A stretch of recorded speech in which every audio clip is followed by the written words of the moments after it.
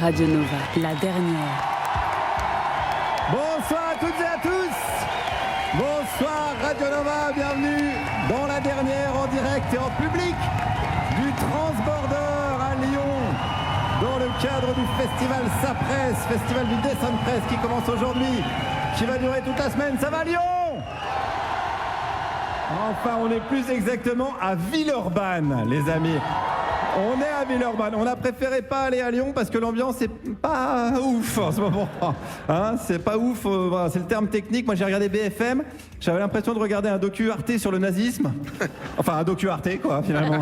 C'est vrai qu'Arte, ils ont un petit peu fait le tour du nazisme, voilà, j'ai l'impression. Hein. Il reste Hitler fait de la raclette et Goebbels fait du padel, mais après, c'est terminé, les gars. Donc, on est quand même content de pas être à Lyon. Au moins, il n'y a pas de facho dans la salle ce soir. Et il n'y a pas non plus l'ultra-gauche. Ouais, ça c'est moins sûr, c'est moins sûr. Quelques petits tatouages Philippe Poutou for ever au premier rang. Et à Villeurbanne, il n'y a pas non plus Jean-Michel Aulas. Et ça fait plaisir. Parce qu'à Lyon, ils sont à deux doigts d'élire le Donald Trump de chez Wish, là. Putain. Non, mais vous avez vu les interviews, il a vraiment le cerveau dans les chaussettes, Jean-Mi. Même à l'EHPAD, ils en voudraient pas pour une belote. C'est impressionnant. Mais on va pas dire du mal de la ville d'à côté. On va rester bien ici, à Villeurbanne. Il y en a une d'ailleurs qui est bien contente de pas être à Lyon parce qu'elle vient de Saint-Étienne. Juliette Arnaud est avec nous. Bonsoir. Ça va, Juju? Bah, aussi bien qu'une Stéphanoise à côté de Lyon. Ouais, je te sens un petit peu dans tes petits souliers, quoi, on va dire. Celui qui est content, parce qu'ici, il y a de la bière fraîche et de l'actualité chaude. Ouais. Aymeric Lompré, là. Bonjour. Ça va, Aymeric? Ouais, la pêche.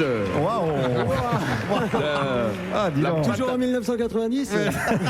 Et celui qui est pas content, parce que de toute façon, bah, il est jamais content. Pierre-Emmanuel Barré. C'est pas vrai, je suis très content aujourd'hui. C'est vrai? Je suis ravi. Mais non. Et nous rejoindrons pendant l'émission Guédré, Hakim Omiri et Marie Trébert. Allez, on est parti. Toutes les semaines, on répond à vos questions. Je vous rappelle l'adresse pour nous les envoyer, la dernière, @radionova.com.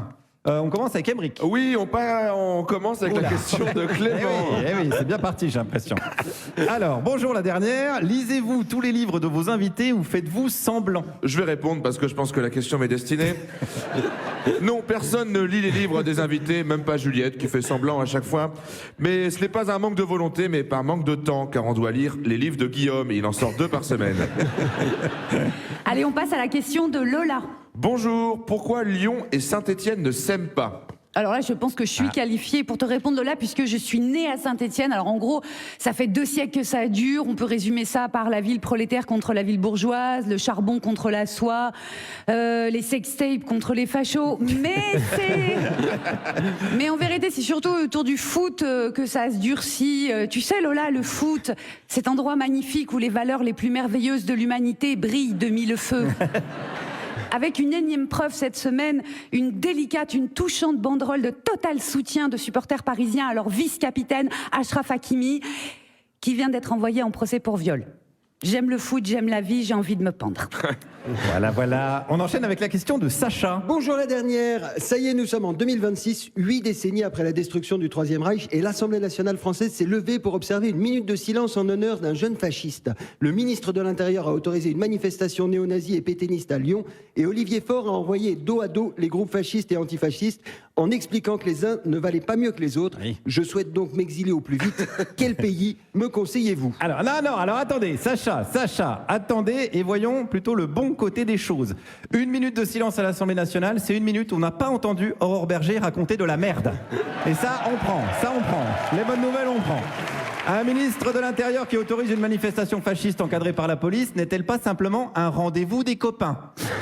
Et un apéro des voisins, une amicale des anciens scouts d'Europe. Voilà. Et Olivier Faure...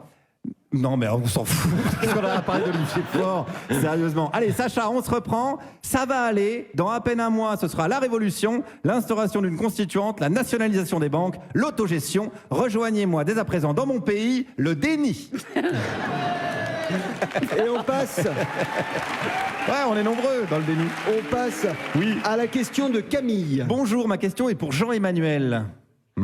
J'aurais besoin de conseils de clown car je prépare un pestacle et Gaucho le clown Coco m'a beaucoup inspiré.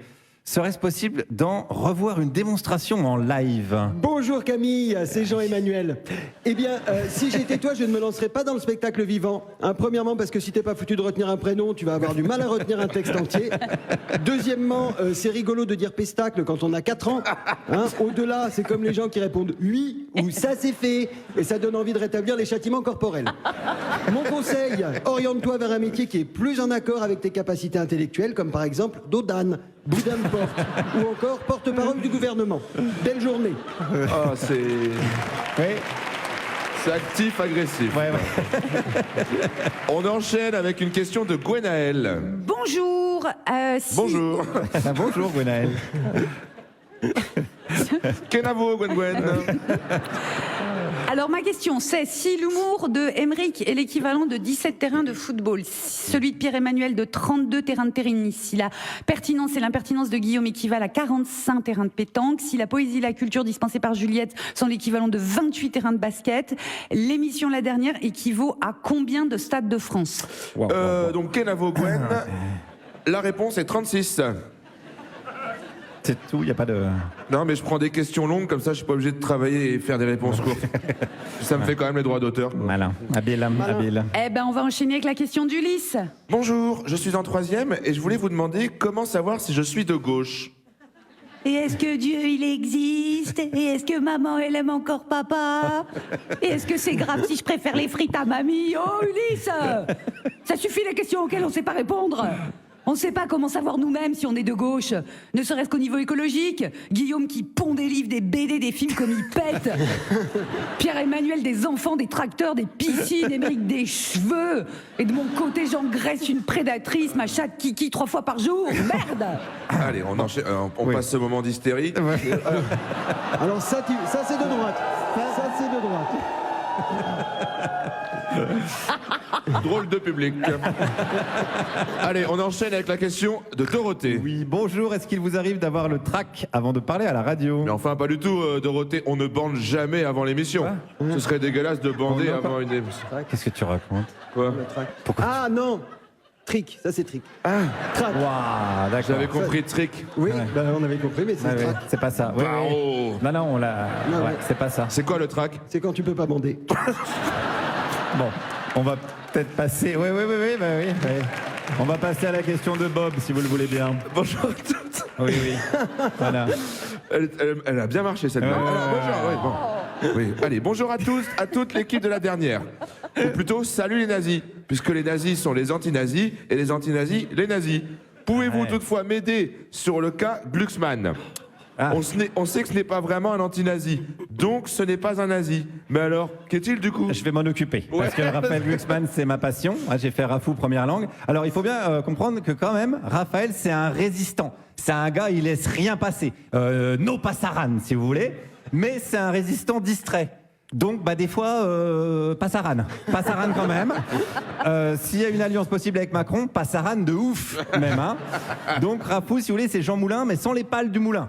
Donc, il reste le vent. Voilà. On termine. Ça dénonce. Ça dénonce. C'est de la pédagogie aussi, normal, cette émission. C'est normal. On termine avec la question de Suzanne. Bonsoir, j'ai assisté à l'émission du 15 février 2026 et j'ai remarqué qu'Émeric Lomprey réussissait à faire tournoyer son stylo autour de son pouce. Je n'y arrive pas, comment faire? Suzanne, comme beaucoup de gens, tu as été simplement victime d'une illusion d'optique. Ce n'est pas Émeric qui faisait tourner le stylo, c'est un effort bien trop grand pour lui. Et au bout de quelques secondes d'une activité si intense, vous l'auriez entendu halter au micro et vu les premières gouttes de sueur perler sur son front. Si tu regardes à nouveau attentivement la vidéo, Suzanne, tu verras que c'est le stylo qui faisait tourner Émeric autour de lui. Le mystère est résolu. La semaine prochaine, je vous expliquerai comment chaque premier jour du mois, le slip d'Émeric s'enfile lui-même sur les jambes d'Émeric, puis en redescend 30 jours plus tard. Merci beaucoup les amis pour toutes ces réponses. N'hésitez pas à nous envoyer vos questions, la dernière @radionova.com. On se retrouve dans quelques instants à Lyon pour rugir de plaisir. Et voilà, génération matrixée par Bravo, ce qui patron. suit la pub. Vous êtes bien sur Radio Nova, la dernière. Juliette Arnaud, Émeric Lomprey, Pierre-Emmanuel Barré. Il est 18h13 sur Radio Nova, je l'ai dit. Et nous accueillons autour de la table notre invité du jour, Il est journaliste, rédacteur en chef adjoint au pôle enquête de Street Press, spécialisé extrême droite et violence policière, ce qui parfois revient un petit peu au même. C'est Christophe Cécile Garnier qui est avec nous. Bonsoir Lyon. Salut Christophe. Salut. Sois le bienvenu. Merci beaucoup. Sois le bienvenu parmi nous. On va parler un peu actualité. C'est vrai que d'habitude, on aime bien commencer par le parcours des invités, savoir comment ils sont devenus, voilà, en l'occurrence, journalistes. Mais j'ai quand même envie de commencer par ce qui se passe à Lyon en ce moment, avec une question toute simple. Comment tu as vécu ces 2 dernières semaines ?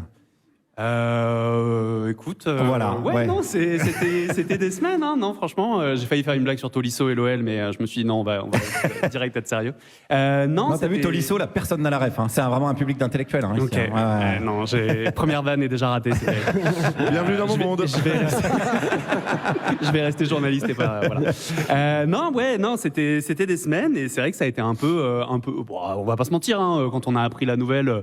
On s'est appelé tout de suite avec les différents journalistes en se disant c'est la merde, globalement. Voilà, on sait qu'on va en chier pendant quelques semaines, ça n'a pas raté. On a eu droit à une bonne ambiance de merde sur nous, à être cité par des députés RN qui disent en gros Street Press. Alors on a été cité aussi avec Libération notamment par des députés dans un article de Mediapart où un député RN disait qu'en gros on était responsable de la mort de Quentin parce qu'on avait diabolisé l'extrême droite. Bon, jusqu'à présent, on les oblige pas non plus à faire des saluts nazis eux-mêmes, hein, mais bon, écoutez, pourquoi pas. et on a même eu Damien Rieu qui, à un moment, était visé par une plainte parce qu'il a dit qu'une femme était dans l'agression alors qu'en fait, elle était à ce moment-là au Brésil. Pas de bol. Damien Rieu, on peut... Damien Rieu, militant identitaire, lyonnais, donc chez vous, hein, je suis désolé, voilà. Non, André Rieu, rien à André voir. Rieu, Dangereux aussi, mais pas de la même Il est manière. facho, André Rieu. Et du coup, on l'a eu au téléphone pour le faire réagir sur une plainte qu'il visait, et l'appel s'est fini en nous hurlant dessus en disant qu'on était responsable de la mort de Quentin. De Quentin Durand, quoi. Ouais. Donc on était sur 2 bonnes semaines super. En plus, il y a les municipales qui arrivent, donc Est-ce que c'est quelque chose qui, pour être un peu fataliste, qui devait arriver à un moment donné, vu le nombre d'agressions qu'il y a eu ces derniers temps à Lyon ? C'est vrai que c'est pas anodin que ce soit arrivé à Lyon. On va en reparler après, mais clairement, Lyon, malheureusement, ça fait plus d'une dizaine d'années en fait que les gens ils alertent sur le fait que l'extrême droite est forte, qu'il y a énormément de violence, mais ça aurait pu arriver avant et ça aurait pu arriver à des personnes plutôt d'extrême droite qui tuaient quelqu'un. Il y a eu en 2024 plusieurs identitaires lyonnais. Vraiment des dirigeants, hein, pas juste des petites frappes, qui ont agressé 3 personnes racisées à la sortie d'une boîte de nuit avec 20 coups de couteau, quoi. Donc les mecs s'en sont sortis, mais en fait, voilà le climat aussi dans lequel on évolue. Enfin, je dis pour Lyon, quoi. On évolue là-bas, quoi. Et pourquoi Lyon particulièrement ? C'est un bastion comme ça d'extrême droite ?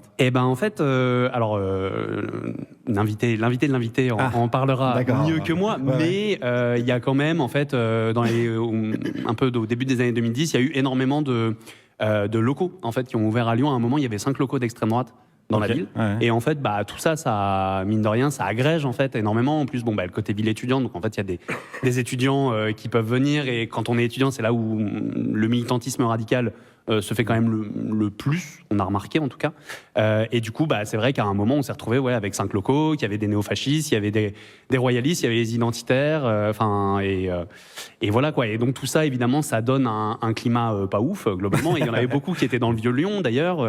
Il y a eu énormément à l'époque de reportages sur les commerçants et tout qui protestaient contre cette implantation de l'extrême droite radicale et qui se faisaient défoncer leurs vitrines, ce genre de choses. Et, en dehors de localement, ça n'a pas donné grand-chose, quoi. Ça n'a jamais été pris en charge comme le problème local, quoi.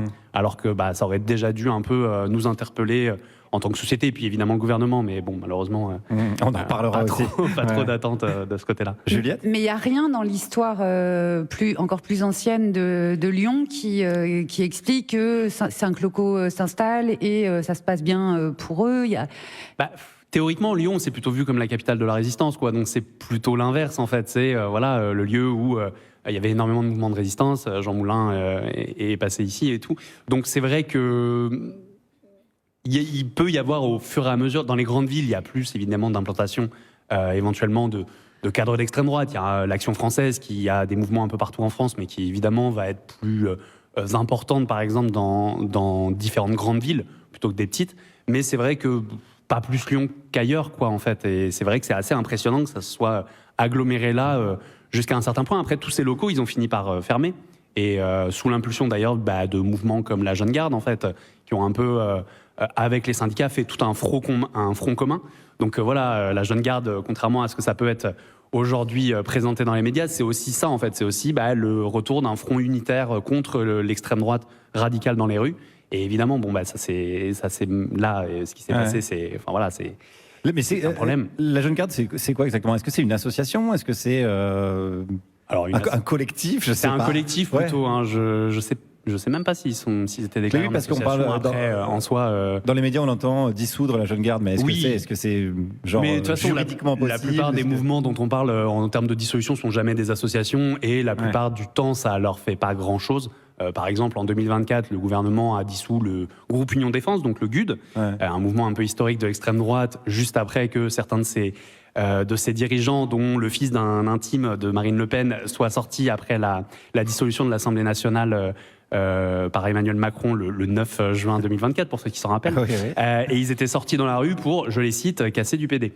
Et en fait, ils se sont fait interpeller après avoir quand même un peu tabassé 2-3 gars. Et le gouvernement a dissous le GUD quelques semaines plus tard. Mais en fait, ça fait rien. C'est une marque éventuellement qu'on peut plus reprendre. Et ça, à la rigueur, c'est peut-être un peu chiant 5 minutes. Mais en fait, ils ont refait un autre groupe qui s'appelle maintenant les Hussards Paris. Et en fait, ils font exactement la même chose. Et en fait, ça n'amène pas grand-chose, sauf pour des associations éventuellement qui, là, pour le coup, sont beaucoup plus institutionnalisées. La Jeune Garde, plus institutionnalisée maintenant. Némésis, par exemple, aussi, s'il y aurait dissolution, ça leur porterait plus un gros coup. Mais les petites bandes comme ça, un peu ce qu'on appelle de la mouvance nationaliste révolutionnaire, mais qui sont en fait les néofascistes. C'est un peu nébuleux, quoi. Ça va pas leur faire grand-chose, globalement. Ok, merci. On va continuer à parler de tout ça. Voilà, c'est passionnant et à la fois à vos mariages, tout petit peu terrifiant. Je mets la bonne ambiance. Voilà, on reste ensemble jusqu'à 20h. On va écouter un petit peu de musique. Il fut un temps où la jeunesse emmerdait le Front National. Est-ce qu'on va écouter ce lointain écho de notre passé? Alors, pas exactement, Guillaume. Néanmoins, Nid, avec ce titre, allez, vas-y. J'étais sur le terrain militaire. Avec ce titre, Together We Stand, qui est plus disco que pogo, nous invite à célébrer la solidarité et l'unité à travers la musique, et je vois pas le mal que ça pourrait nous faire. Vous êtes toujours sur Radio Nova, la dernière. Juliette Arnaud, Aymeric Lomprey, Pierre-Emmanuel Barré. Notre invité, le journaliste Christophe-Cécile Garnier de Street Press.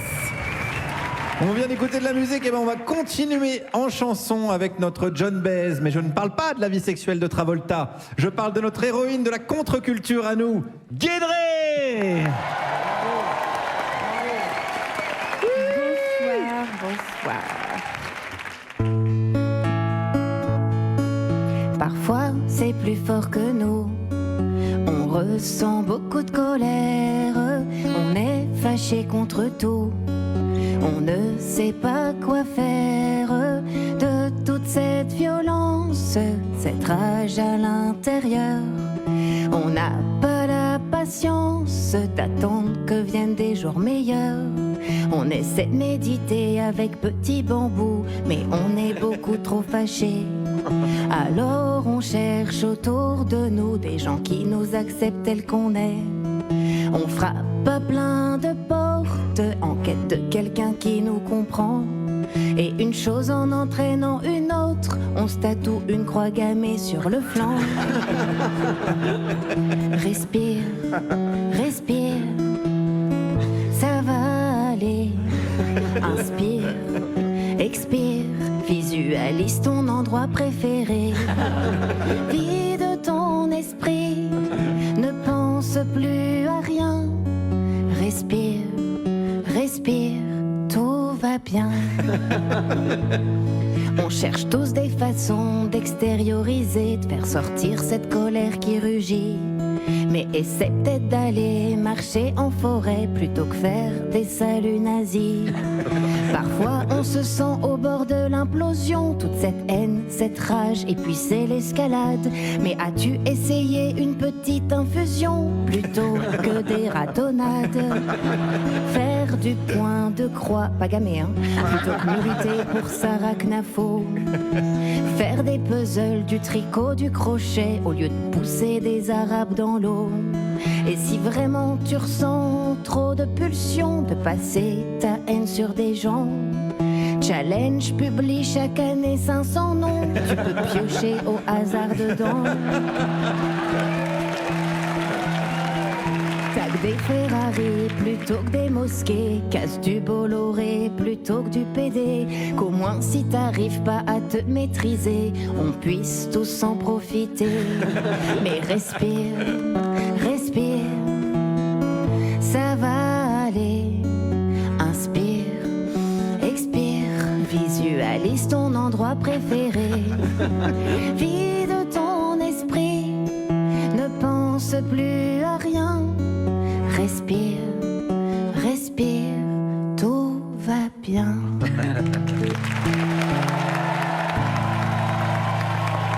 Guédré, merci beaucoup Guédré. On retrouve en tournée internationale, notamment en Suisse à Grandson le 19 mars et Genève le 20 mars et à Paris le 20 novembre. On se sent apaisé. Mais j'espère que c'était On se sent bien. J'ai envie de continuer l'émission en parlant comme ça. Ce serait, je pense, une très bonne idée. Ou un peu, peut-être, relou. On est toujours avec notre invité, le journaliste Christophe-Cécile Garnier. Et on parle toujours de l'extrême droite. Et on va parler de Street Press, puisque tu es journaliste à Street Press, je l'ai dit. Mais on n'a pas encore bien défini votre travail. Il y a un travail de cartographie de l'extrême droite en France que vous faites, et qui est assez passionnant. Comment vous procédez? Est-ce que vous vous infiltrez dans des groupes? Est-ce que, sans révéler tous les secrets, bien sûr, non, est-ce que vous allez sur Internet essentiellement? Ouais, en fait, on fait un peu un travail de collectif, enfin, de un peu tout rassembler, ce qu'on peut voir sur Internet, ce que les sources aussi sur les gens sur le terrain nous envoient, même nous, les connaissances qu'on peut avoir, ce genre de choses. Et donc, on a sorti une cartographie en 2024, parce que c'était après les élections. Et du coup, on a mis sur toute la France les 320 sections de groupes d'extrême droite radicale qu'il peut y avoir dessus. Donc c'était un petit taf. 301 groupes 320 sections, 320, en fait. Sections. Et plus d'une centaine de groupes, 150 je crois. Qu'est-ce que tu appelles section alors? C'est quoi la différence? En fait, en gros, par exemple, l'Action française, c'est un groupe. Mais ils ont genre 60 sections à travers la France. Némésis, c'est un groupe, mais elles ont 10 ou 12 sections à travers la France. Et en fait, tout ça, on les a répartis aussi en catégories, parce que l'extrême droite, on l'appelle l'extrême droite, mais et on ne l'appelle pas, nous, à Street Press, d'ailleurs, l'ultra droite. Ah, c'est une question que je voulais te poser. C'est quelque chose qu'on ne fait pas du tout, en effet, parce que, comme on ne dit pas l'ultra gauche, d'ailleurs, qui sont des termes policiers, et en fait, nous, on considère aussi qu'il y a un continuum de la violence dans l'extrême droite. C'est-à-dire que, par exemple, typiquement, on nous a beaucoup présenté le meilleur ami de Quentin Derenc, donc Baptiste Claudin, et il s'avère que cet homme-là était à la fois militant chez un groupe Lyon Populaire, donc qui est néofasciste, et en même temps, il était assistant parlementaire d'une députée RN. Et en fait, à quel moment il est d'ultra-droite, à quel moment il est d'extrême-droite, enfin, on s'y retrouve plus. Le week-end ou... Voilà. On s'en sort plus. Donc, non, c'est pas ça. Je pense qu'il faut séparer l'homme de l'artiste. C'est vraiment le moment où il faut le faire. On va isoler cette phrase, Juliette. On va en faire un gimmick. mais c'est un terme qu'on entend beaucoup dans la... Oui, il parle aux gens en même temps. Hein, c'est clair et net. On l'a vu vraiment un peu popper fin des années 2010. Pareil, au moment où on a commencé de plus en plus à parler donc de l'extrême droite radicale. Nous, c'est comme ça qu'on l'appelle. Mais du coup, en fait, ça veut dire qu'il y a une extrême droite pas si radicale. Il y a l'extrême droite parlementaire. D'accord. C'est le RN. D'accord. La vitrine. Des fois, même au RN, ils sont quand même bien radicaux. Et donc voilà, il y a les partis d'un côté et puis il y a les mouvements plus globalement dans la rue. Mais même en fait dans cette extrême droite radicale, comme je vous ai dit, il y a les néofascistes, mais il y a aussi les identitaires. Donc, alors attends, ça m'intéresse, que les néofascistes, et on entend aussi la dénomination néo-nazi. Oui. Mais en quoi, qu'est-ce qu'ils ont de nouveau? Alors, il y a une espèce de truc, les costumes sont c'est la version augmentée, c'est la mise à jour des nazis. C'est vraiment la version 2.0. Ouais, c'est ça. Non, mais en gros, tous les néo-nazis sont néofascistes, mais tous les néofascistes ne sont pas néo-nazis. Alors là, attention, là on rentre dans la technique pure. Et globalement, toute cette mouvance-là, on appelle nationaliste révolutionnaire. Voilà, j'ajoute des couches au fur et à mesure, histoire de bien vous vous perdre. Là, vous avez plus rien compris. Bah, attends, parce que qui les a... Est-ce que c'est eux qui ils se disent bon, nous, on va faire un groupe néo-nazi. Daniel, finis ta bière d'abord. En général, non. Non, on est d'accord que c'est un terme de journaliste ou de... Bah, c'est nous qui les catégorisons comme ça, voilà. en effet, parce qu'il y a des codes visuels en fait qu'on reprend. Il y a des marches auxquelles ils participent, par exemple la marche du 9 mai à Paris. Moi, je les ai vus défiler le 9 mai. Je me suis dit. Ça, c'est des néofascistes. Ça, c'est des nazis. Oui. Et Quentin Deronck, d'ailleurs, était à cette manifestation, ce qui nous permet, nous, de dire, quand même un peu un militant néofasciste, si jamais il va à des marches néofascistes, quoi. Enfin, est-ce qu'il n'y a pas quand même, si je veux essayer de résumer, est-ce qu'il n'y a pas quand même deux groupes qui sont d'un côté les islamophobes et de l'autre côté les antisémites? Oula, attendez. Non, c'est très bien résumé. C'est très bien résumé parce que les néofascistes, en effet, sont plutôt pro-palestiniens parce qu'ils sont antisémites. Voilà, ouais. C'est ça qui typiquement. On a beaucoup parlé de Lyon populaire. Donc le populaire, typiquement, ils sont menés par un mec qui s'appelle Elliot Bertin et qui est un antisémite de première. Hein. Et donc lui, Free Palestine, quoi. Non. Peut-être pas jusque-là. Et en fait, d'abord contre les juifs et après contre. Ils sont pas tous complètement cons, en fait. Mais les identitaires sont beaucoup plus, en effet, dans cette, contre l'islam et les musulmans et les personnes racisées de manière générale, mais le disent avec des mots un peu plus sophistiqués, quoi. Ils parlent d'Europe chrétienne pour pas dire on parle aux blancs, en fait, ce genre de choses. Mais c'est pas les seuls mouvements. Après, après c'est un peu différent. Mais t'as les catholiques intégristes, t'as les monarchistes aussi. Ceux qui veulent le retour du roi, notamment, et je parle pas du Seigneur des Anneaux. Mais là, dans la marche qu'il y a eu pour Quentin Deronck, il y avait des monarchistes qui manifestaient, qui marchaient à côté de gens avec des drapeaux bleu, blanc, rouge. Oui, c'est quand même clairement le drapeau de la Révolution. Et donc, ils discutent entre eux ou comment ça se passe entre eux? Non, mais des fois, ils s'entendent bien, des fois, ils s'entendent moins bien. Enfin, voilà. Ils savent se regrouper. En fait, on a l'impression que nous, à l'extrême gauche, il y a des scissions tout le temps, que les trotskistes détestent les marxistes. Alors, c'est vrai. Mais à l'extrême droite, c'est pareil, globalement. Ils ont ils ont pas les mêmes, mais ils ont aussi des scissions entre eux, des rivalités, ce genre de choses. Et c'est comme à l'extrême gauche, c'est aussi des scissions qui sont vraiment doctrinaires. Oui, exactement. Exclusivement. C'est pas des luttes d'ego. Si, aussi, quand même. Beaucoup. D'accord. Parce que ça reste des hommes. Et en général, c'est des hommes. Voilà, ça aussi. Je veux dire, homme avec un petit H. Ça recommence. Clairement, oui, chez les néofascistes, il n'y a pas beaucoup de femmes. Voilà. À la rigueur, c'est les copines de. Mais non. Mais non, mais ça, chez les identitaires. Et d'ailleurs, chez Némésis, les filles de Némésis, c'est des copines de. Pas toutes maintenant, parce que les identitaires, ils ont bien compris que voilà. Ils font du pink washing, les identitaires. Du féminisme washing, globalement. Ouais, parce que moi j'ai regardé la manifestation sur BFM et ils ont mis 20 minutes à dire mais en fait il y a que des gars, je crois, à cette manifestation. Est-ce qu'il n'y a pas une sorte de petite impensée là-dessus? Oui, si, globalement. Et comment tu l'expliques, toi? C'est un milieu. En fait, les mouvements radicaux d'extrême droite sont quand même portés sur la violence, quelque chose qu'on n'a pas forcément non plus entendu. Et les filles sont nulles en bagarre, c'est ça que tu veux nous expliquer? C'était une question, Juliette. Je me suis fait taper. Il y a beaucoup de violence à Lyon en ce moment. Mais... En bagarre, elles sont pas ouf non plus. Quoi. Mais toi, tu peux le dire, t'es loin. Donc oui, traditionnellement, c'est le masculinisme. Il y a plus d'hommes dans ces mouvements-là, parce qu'en effet, oui, s'il faut se taper, oui. Et puis même, il y a une vision profondément sexiste, en fait, de la société. Je veux dire, moi, par exemple, typiquement, à Street Press, on est 3 à couvrir l'extrême droite. Et en fait, celle qui en prend le plus, c'est ma collègue Daphné, parce qu'en fait, ces mecs-là aussi sont portés par un sexisme total, quoi. Et bon, on a beau pouvoir dire oui, mais Marine Le Pen est une femme et elle adore les chats. Il y a quand même un sexisme qui est fort dans le milieu de l'extrême droite. T'inquiète pas, personne n'est dupe. La question que j'avais, c'est que tu es également un spécialiste de foot. Le ratio d'hommes dans les milieux fachos, c'est le même que dans les stades de foot? C'est une bonne question. Ça se féminise de plus en plus dans les stades. Petite voix. Ah non, arrête ça de suite. Il y a la passion du foot qui reprend le dessus.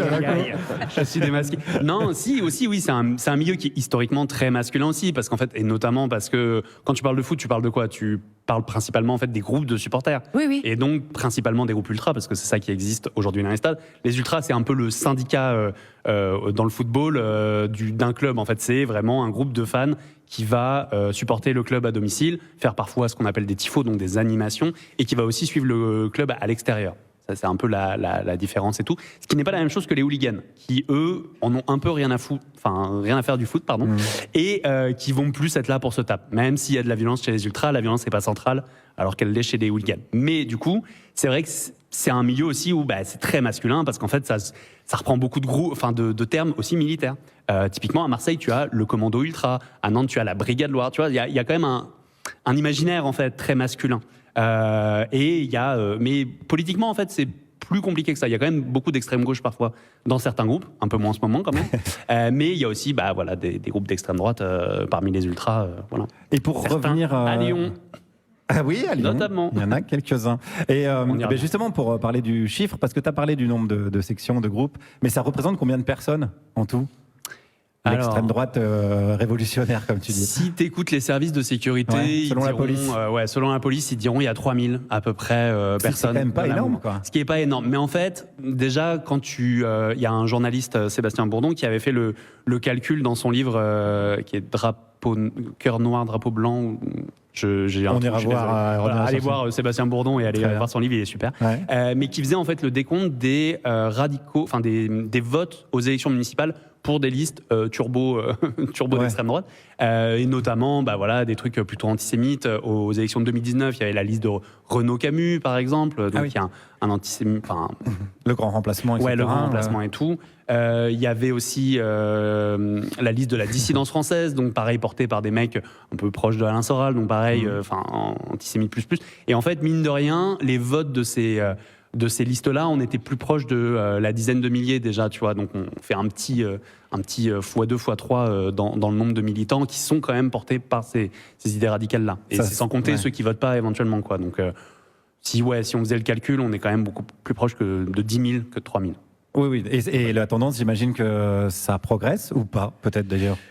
C'est un peu dur à répondre parce qu'en fait, en effet, on voit qu'il y a, en fait, des fois, il y a des trucs qui nous font croire que ça progresse et en fait, non. Genre les réseaux sociaux Les réseaux sociaux, énormément. Typiquement, aujourd'hui, de plus en plus, nous, ce qu'on voit, c'est qu'il y a de la création de petits groupes donc qui se revendiquent néofascistes, mais ça va être 5 Pékin, quoi. Ouais. Et en fait, ils font genre qu'ils sont beaucoup, qu'ils font des actions, mais en fait, globalement, ça reste que 5 mecs, quoi. Et en fait, là où avant, les gens allaient dans les grandes villes parce qu'il n'y avait pas les réseaux sociaux pour faire leur truc, là, maintenant, ils peuvent développer un peu leur propre crèmerie, quoi.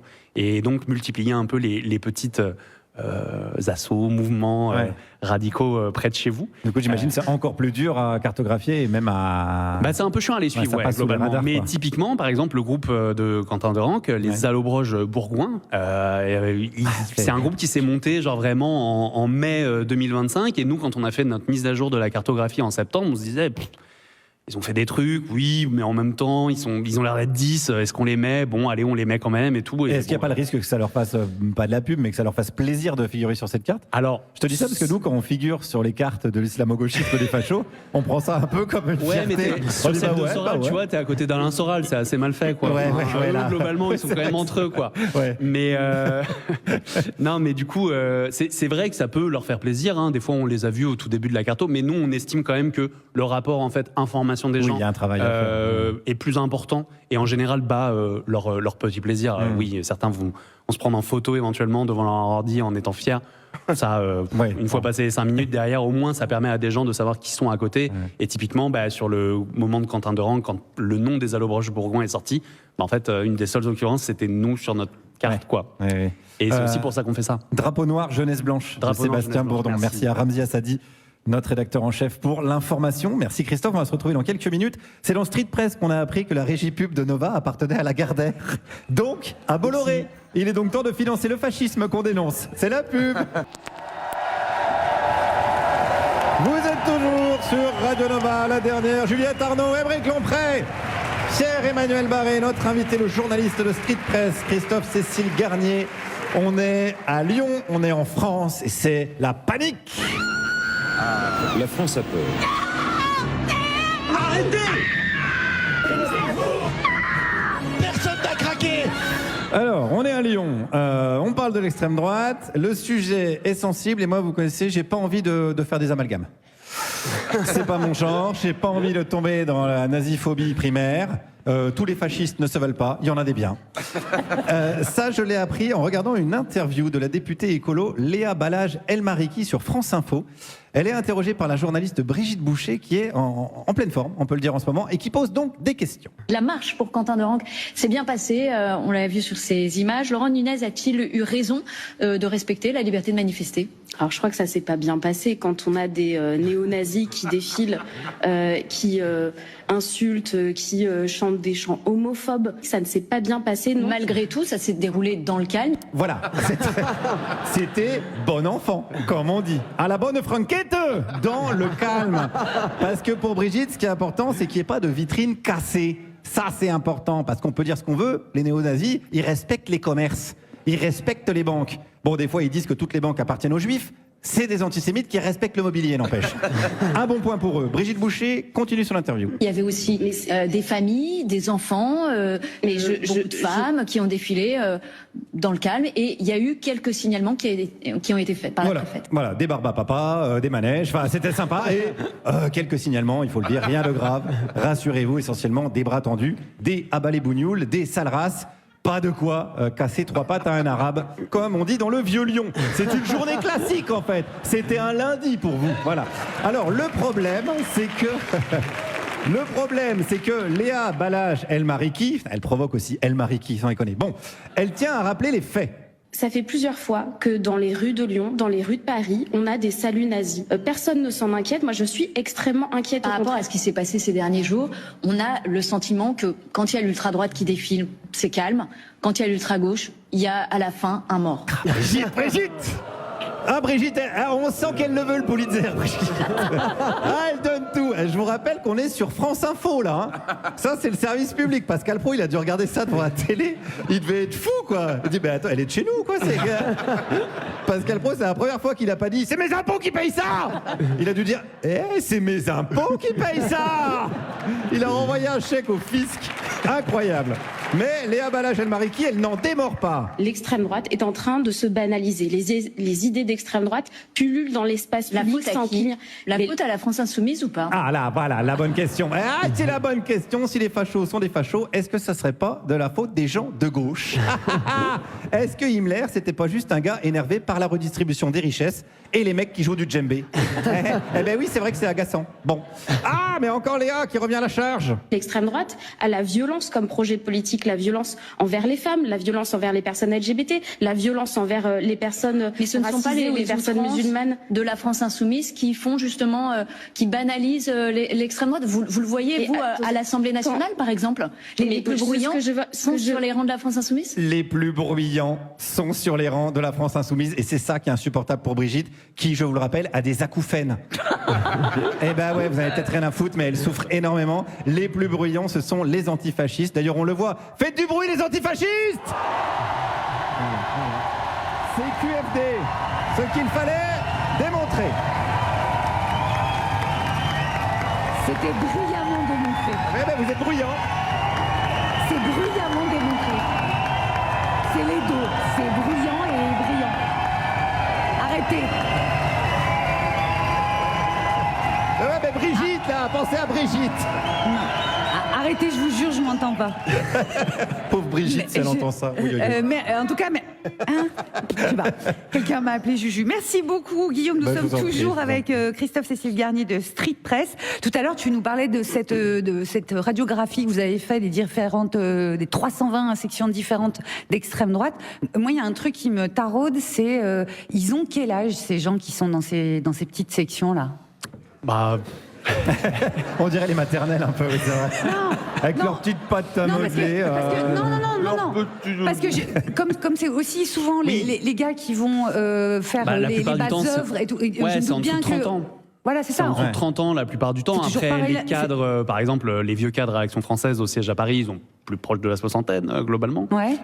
Mais ça dépend. Et en effet, on le voit, par exemple, dans tous les mouvements. Les identitaires, les Némésis, à chaque fois, on voit un peu leur porte-parole en plateau. C'est plutôt en dessous de 30 ans. Et parce qu'après, la plupart du temps, mais là je parle surtout pour les membres des groupes néofascistes, passé 30 ans, on fait une famille, alors on a moins de temps pour en fait militer. La plupart du temps. Et puis aussi, on a plus peur physiquement. Oui. Ah bah si, je oui, vous confirme. Oui, absolument, ouais. Mais bon, après, je suis pas allé leur demander directement. Enfin, j'ai essayé de leur demander, à chaque fois, ils me répondent pas. Mais voilà, c'est. Faut leur demander en allemand. C'est un peu rouillé, ich habe vergessen. Oh, pas tant que ça va. Comme vous avez une rédaction assez jeune, vous avez envisagé d'infiltrer un ou une jeune journaliste? Alors, on le fait. Alors non, on est en train de le faire. Justement. Je suis en infiltration, là, présentement. Non, justement, on évite de le faire. L'infiltration à Street Press, alors c'est quelque chose de journalistiquement qui peut se faire, qui a parfois donné des reportages qui sont hyper importants. Il y a notamment la chaîne Al Jazeera en 2018 qui s'était infiltrée au bar de la Citadelle des Identitaires et qui avait sorti à Lille et qui avait sorti un documentaire en 2 parties, Génération 8, qui montrait aussi les liens avec le Rassemblement national, que je vous invite à aller voir aussi, pareil, parce que ça n'a pas vieilli, vraiment. Et en fait, non, nous, on ne le fait pas. Pourquoi? Principalement parce qu'en fait, déjà, d'une part, on sait qu'ils sont un peu tatillons envers nous, enfin voilà, qu'on les énerve un peu. Donc, on se dit, bon, on va être le plus impeccable possible et faire tout dans les règles, et on réussit plutôt bien.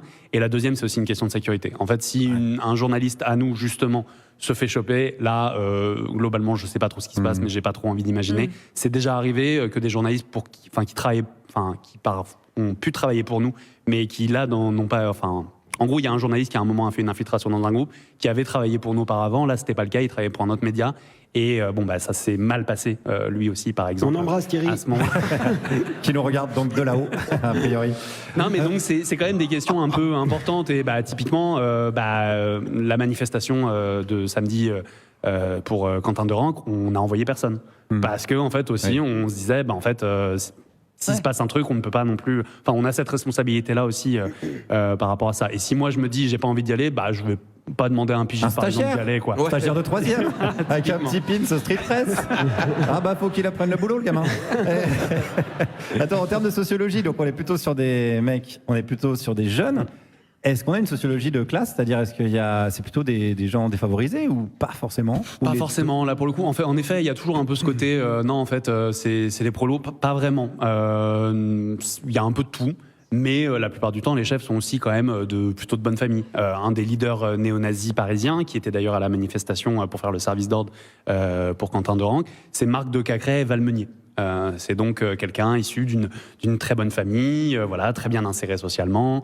Un de ses amis qui maintenant a repris les néofascistes à Paris, c'est Gabriel Lousteau. Pareil, c'est le fils d'Axel Lousteau, ancien conseiller régional du Rassemblement national, ancien chef du GUD aussi lui-même. Donc tout ça, et puis c'est de la bonne bourgeoisie, quoi. Axel Lousteau, typiquement, il est millionnaire. Et il est millionnaire grâce à de l'argent public, notamment.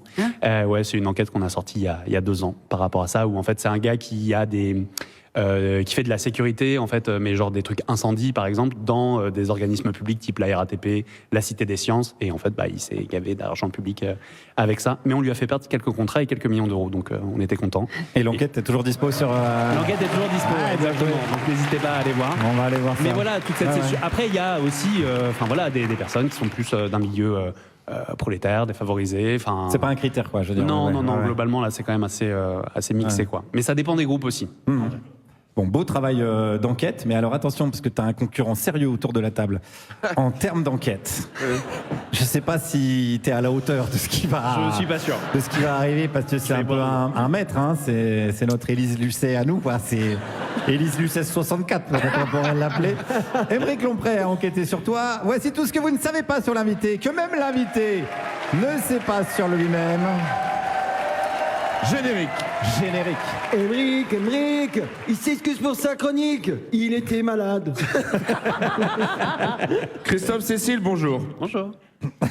Aujourd'hui, dans ce que vous ne savez pas sur l'invité, et lui non plus... C'est à cause de mon chat, il avait sa patte sur la touche pour l'exclamation. Casse-toi, buvard. Il y a du mime et tout maintenant. Ne me coupe pas, Guillaume. Pardon. Christophe Cécile Garnier, attention, Christophe Cécile Garnier et... Mais non. Attends, j'ai pas dit. Christophe est autographophile. Mais non. Il est autographophile, Tout le monde voit ce que c'est, autographe. Oui, c'est quand on collectionne les autographes de stars. Oui, et c'est pas tout parce que c'est l'homme qui a le plus d'autographes au monde. C'est vrai. Hein, mon cri-cri? Ah, bah c'est beau. Ça s'applaudit. Ah oui. 3 millions. Ah, c'est beaucoup. 3 millions d'autographes, dont 2 millions de Ségolène Royal. Ce qui fait de Christophe. Alors ne coupe pas pendant la chronique. Je recommence. Ah, non. Aujourd'hui. Non, merde. Non, 2 millions. Alors ce qui fait de vous l'homme qui a le plus d'autographes de Ségolène Royal aussi, c'est fou. C'est fou, votre vie c'est un rêve éveillé. A-t-on envie d'être à sa place? Non. Alors je vous ai posé plein de questions en coulisses. À la question lequel est votre préféré, lequel vous rend le plus fier, vous m'avez répondu Ségolène Royal, bien entendu.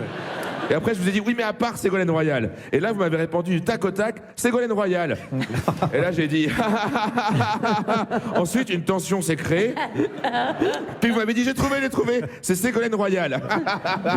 On s'est battus. On a dû nous séparer. Et après plusieurs minutes d'échange, à échanger des noms d'oiseaux, colibri, rouge-gorge, pie bavarde. Vous m'avez redit Ségolène Royal. Putain! Et c'est Martine Aubry qui vous a le plus marqué. Alors, il faut savoir que la collection de Christophe est à 97% composée de femmes politiques. Vous me disiez en avoir également 346 de Nicole Belloubet. Et en une fois en plus.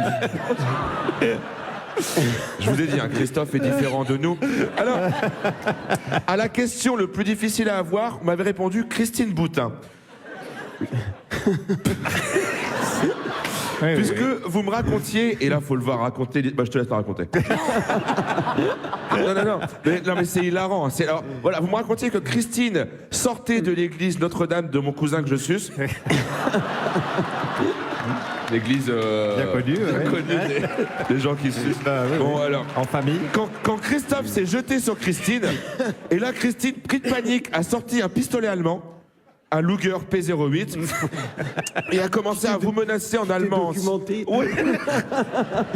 Et patron, je me suis fait couper par Laurent Wauquiez tout le temps. C'est documenté pour une chronique. Non, et là, bon, je recommence tout depuis le début.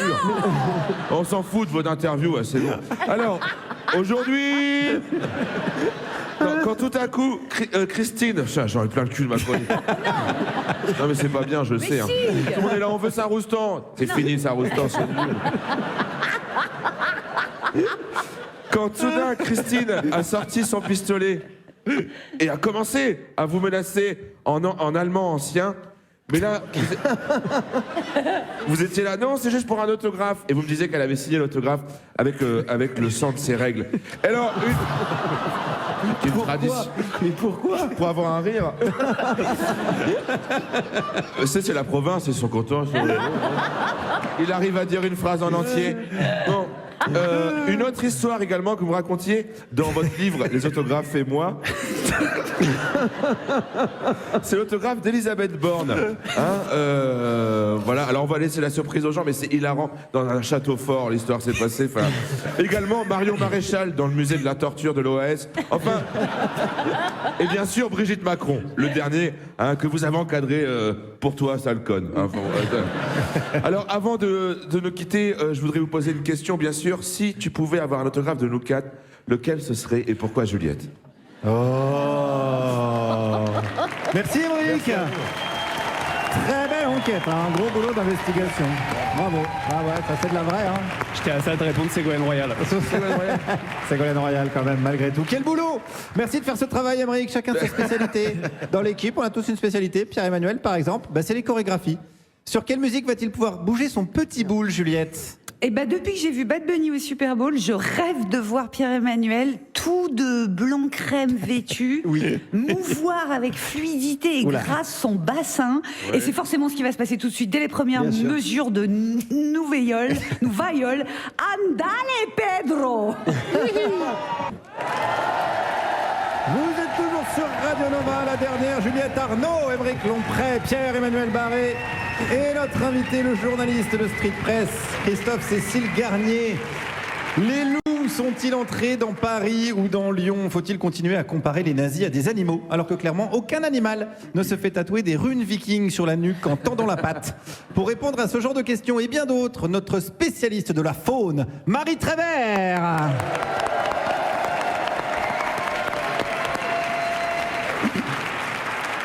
Alors moi qui suis une passionnée d'oiseaux, ces dernières semaines, j'ai été servie. Je n'ai jamais vu autant de vautours.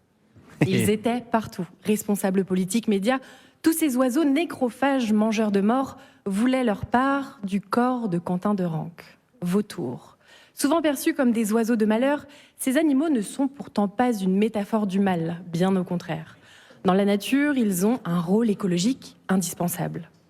Ils nettoient les cadavres, empêchent que la mort devienne un foyer d'infection.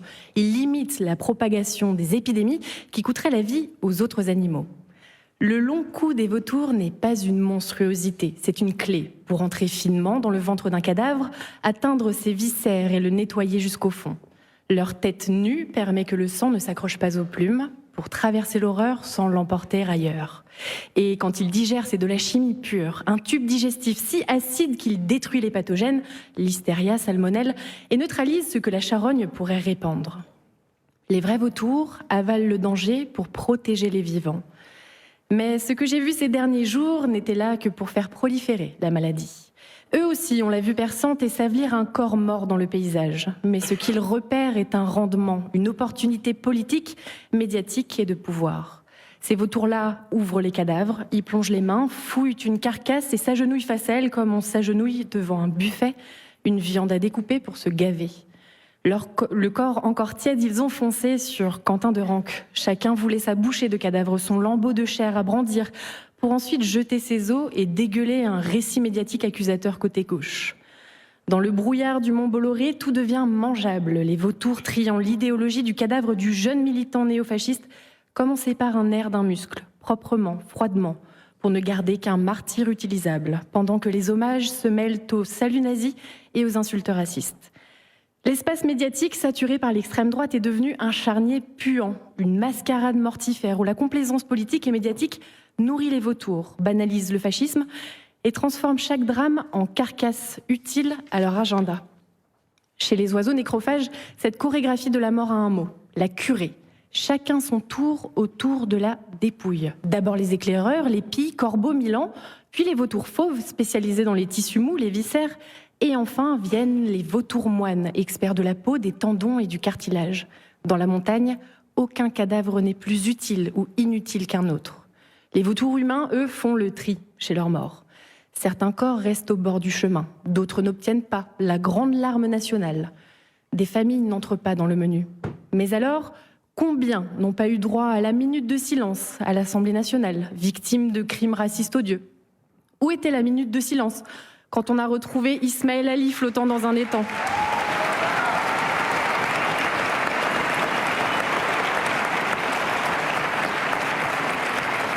Qui a pleuré dans leur espace médiatique? Hichem Miraoui, Jamen Benjabala, Angela Rostas, Emin Kara, Abdourahmane Kizil, Sirinaïd, Eric Casado-Lopez, Federico Martin, Arambourou. Pourquoi certains morts deviennent des repas nationaux et d'autres des déchets qu'on laisse dehors jusqu'à ce que la société entière s'habitue à la même odeur? Chers vautours, dès lors que vous transformez un mort en carburant politique et médiatique, vous ne commentez plus un drame, vous exploitez une dépouille, vous faites du corps un outil et vous faites de la douleur un marché. Non, personne ne mérite de mourir pour ses opinions politiques. Mais quand l'idéologie est une charogne de violence, elle finit par produire des morts surréelles. L'instrumentalisation, le mensonge, le racisme, l'homophobie, saccager les droits des plus précaires, c'est l'ossature, la colonne vertébrale de l'extrême droite. Dans ce monde où des vautours humains se disputent les carcasses à coups de mensonges, choisissons le camp des oiseaux. Pas ceux qui se repaissent, ceux qui empêchent la contagion, ceux qui protègent les vivants, qui refusent de manger au buffet de l'horreur. Refusons le tri, ne normalisons pas les horreurs, refusons la banalisation, refusons de faire de la mort un marché. Car si leur monde est un charnier, le nôtre sera un front commun, antifasciste, collectif et vivant. Merci de m'avoir écouté. Merci beaucoup Marie Trévert. Merci Marie, qu'on retrouve sur sa chaîne YouTube. La boîte à curiosité. Merci Marie et vive les vautours, les vrais. On est toujours avec notre invité Christophe Cécile Garnier. Et puisqu'on parlait de mort et de vautours, j'ai appris en t'écoutant, enfin j'ai pris conscience en t'écoutant, en écoutant tes podcasts, en préparant l'émission, que le Front National, donc Jean-Marie Le Pen à la base, doit quand même pas mal à un héritage. Oui, absolument. Ouais, alors Jean-Marie Le Pen, au départ, il n'est pas sans le sou, mais il n'est pas non plus hyper riche. Et en effet, il a gagné sa fortune via en fait l'héritage donc d'une personne qui a choisi de lui donner ce qui a causé des problèmes par rapport à sa famille et tout. Le cimentier Lambert. Exactement, Lambert, qui était. Enfin voilà, il y a eu des rumeurs comme quoi il avait, c'était de l'abus de faiblesse, ce genre de choses. Il a été attaqué pour ça et tout. Et en effet, c'est quand même l'argent qui lui a permis de continuer à garder sa politique, d'avoir le manoir de Montretout, tout ce qui fait aujourd'hui un peu la fortune et le socle des Le Pen, quoi. Mais de la même façon, Jean-Marie Le Pen au départ aurait jamais dû être le chef du Front National. Oui, c'est ce que tu expliques aussi. Je t'ai entendu expliquer. Tu peux nous l'expliquer ça? Ouais, en fait, méconnu. En fait, déjà, toute cette histoire, en fait, elle est hyper importante parce que depuis des années, on utilise le terme de la dédiabolisation pour parler du Front National, et en fait. Le Front National, la raison de sa création, c'est déjà une tentative de normalisation de la part des groupes néofascistes. Dans les années 70, l'extrême droite, on est encore quelques années seulement, 25 ans après la guerre, mais quand même, l'extrême droite n'a pas une hyper bonne réputation encore. Globalement, les néofascistes, ils sont un peu en mode, il s'est passé quelques petits trucs il y a 25 ans, on n'a pas trop la cote, mais ils décident en fait de tous les mouvements un peu qui normalement se détestent, décide de faire ce que Maurras appelait le compromis nationaliste, et donc de tous se mettre ensemble pour essayer de gagner des élections, et gagner des places à l'Assemblée et devenir visibles en fait. Ce qu'ils ont fini par réussir finalement. Et en fait, en 72, tous ces mouvements comme Ordre Nouveau, donc un mouvement vraiment néofasciste, décident de se mettre un peu ensemble. Et d'ailleurs, le compte-rendu du journaliste du Monde qui est à la réunion à ce moment-là dit c'est marrant, cette fois-ci, c'était pas avec des battes de baseball et des casques de moto, c'était un peu plus tranquille, quoi. Et donc, c'est déjà un peu cette tentative de normalisation qu'ils ont voulu faire. Et à l'époque, ils cherchaient quelqu'un pour incarner un peu cette personne, mais quelqu'un en même temps qui pouvait contrôler, quoi, parce que ces groupes derrière, ils voulaient quand même garder la main. Alors, à un moment, ils ont pensé à un gars qui s'appelle Dominique Vénère, qui est un penseur identitaire. qui porte bien son nom, le ballon. C'est le. Dominique. Je sais pas si vous vous rappelez, c'est le gars qui s'est suicidé sur le parvis de Notre-Dame de Paris lors de la manif pour tous, notamment. Ah ouais. Ce qui lui a, ça a pas trop fait plaisir aux catholiques globalement, mais Marine Le Pen à ce moment-là a fait un tweet où elle a dit nous te rendons hommage, nous savons ce que nous te devons. Ah ouais, d'accord. Ce qui montre quand même un peu encore une fois, les liens du Rassemblement national avec l'extrême droite la plus radicale. Et en fait, finalement, ce Dominique Vénère, ils l'ont pas choisi. Ils ont choisi un autre gars qui avait été, député, qui était un peu le Éric Ciotti de son époque, c'est-à-dire complètement has-been et tout. Et ce mec-là, c'est Jean-Marie Le Pen. Et en fait, juste Jean-Marie Le Pen, ils n'avaient pas prévu qu'il réussisse complètement à prendre la main sur le parti et qu'il décide d'en faire, en fait, sa PME familiale, finalement. Ouais. Et tous ces groupes-là ont été un peu virés derrière par Jean-Marie Le Pen, qui a très bien réussi son coup.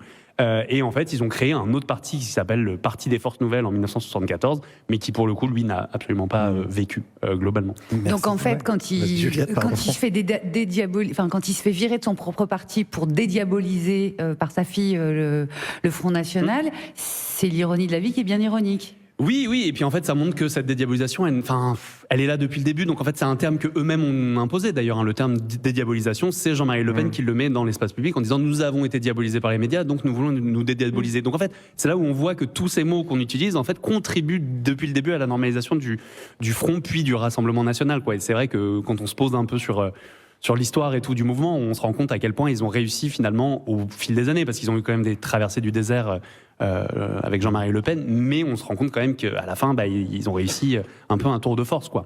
Alors que le diable n'a rien à voir là-dedans. Ça se trouve, il est même pas nazi, le diable. Ça se trouve, il est sympa. Foutez-lui la paix. Merci beaucoup pour ces explications, en tout cas. Merci beaucoup, Christophe. Et merci à Marie Trébert, qu'on peut applaudir encore.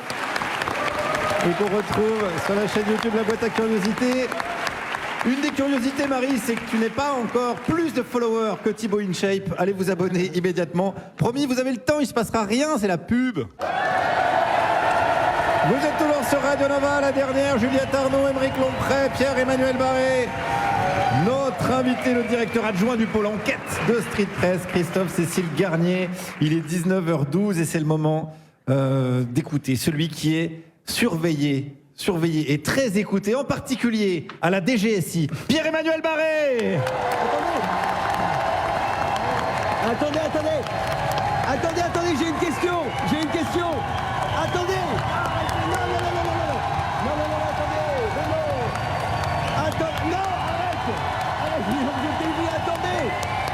Attendez, j'ai une question. Les antiseptiques, bien ou pas bien? Bien. Les antihistaminiques, bien ou pas bien? Bien. Les antidérapants? Bien. Les antimycosiques? Je savais que tu répondrais vite sur celle-là.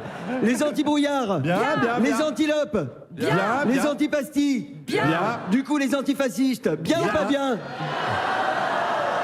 Merci de m'avoir écouté. Ouais, je sais, j'ai encore 4 minutes, mais qu'est-ce que vous voulez que je dise de plus? Le fascisme, c'est pas bien, alors l'antifascisme, c'est bien. Hein. Non, faut rappeler les choses simples de temps en temps. Parce que j'ai un peu regardé les médias dominants ces derniers jours, et apparemment, maintenant, le danger, c'est plus l'extrême droite, c'est la gauche. Donc si j'ai bien compris, je devrais avoir plus peur de Guillaume Meurice que des mecs avec des croix gammées tatouées dans le cou et des barres de fer. Alors, regardez bien Guillaume et permettez-moi d'en douter. Hein, c'est pas contre toi Guillaume, mais la dernière fois que j'ai ouvert la fenêtre, t'es tombé à cause du courant d'air.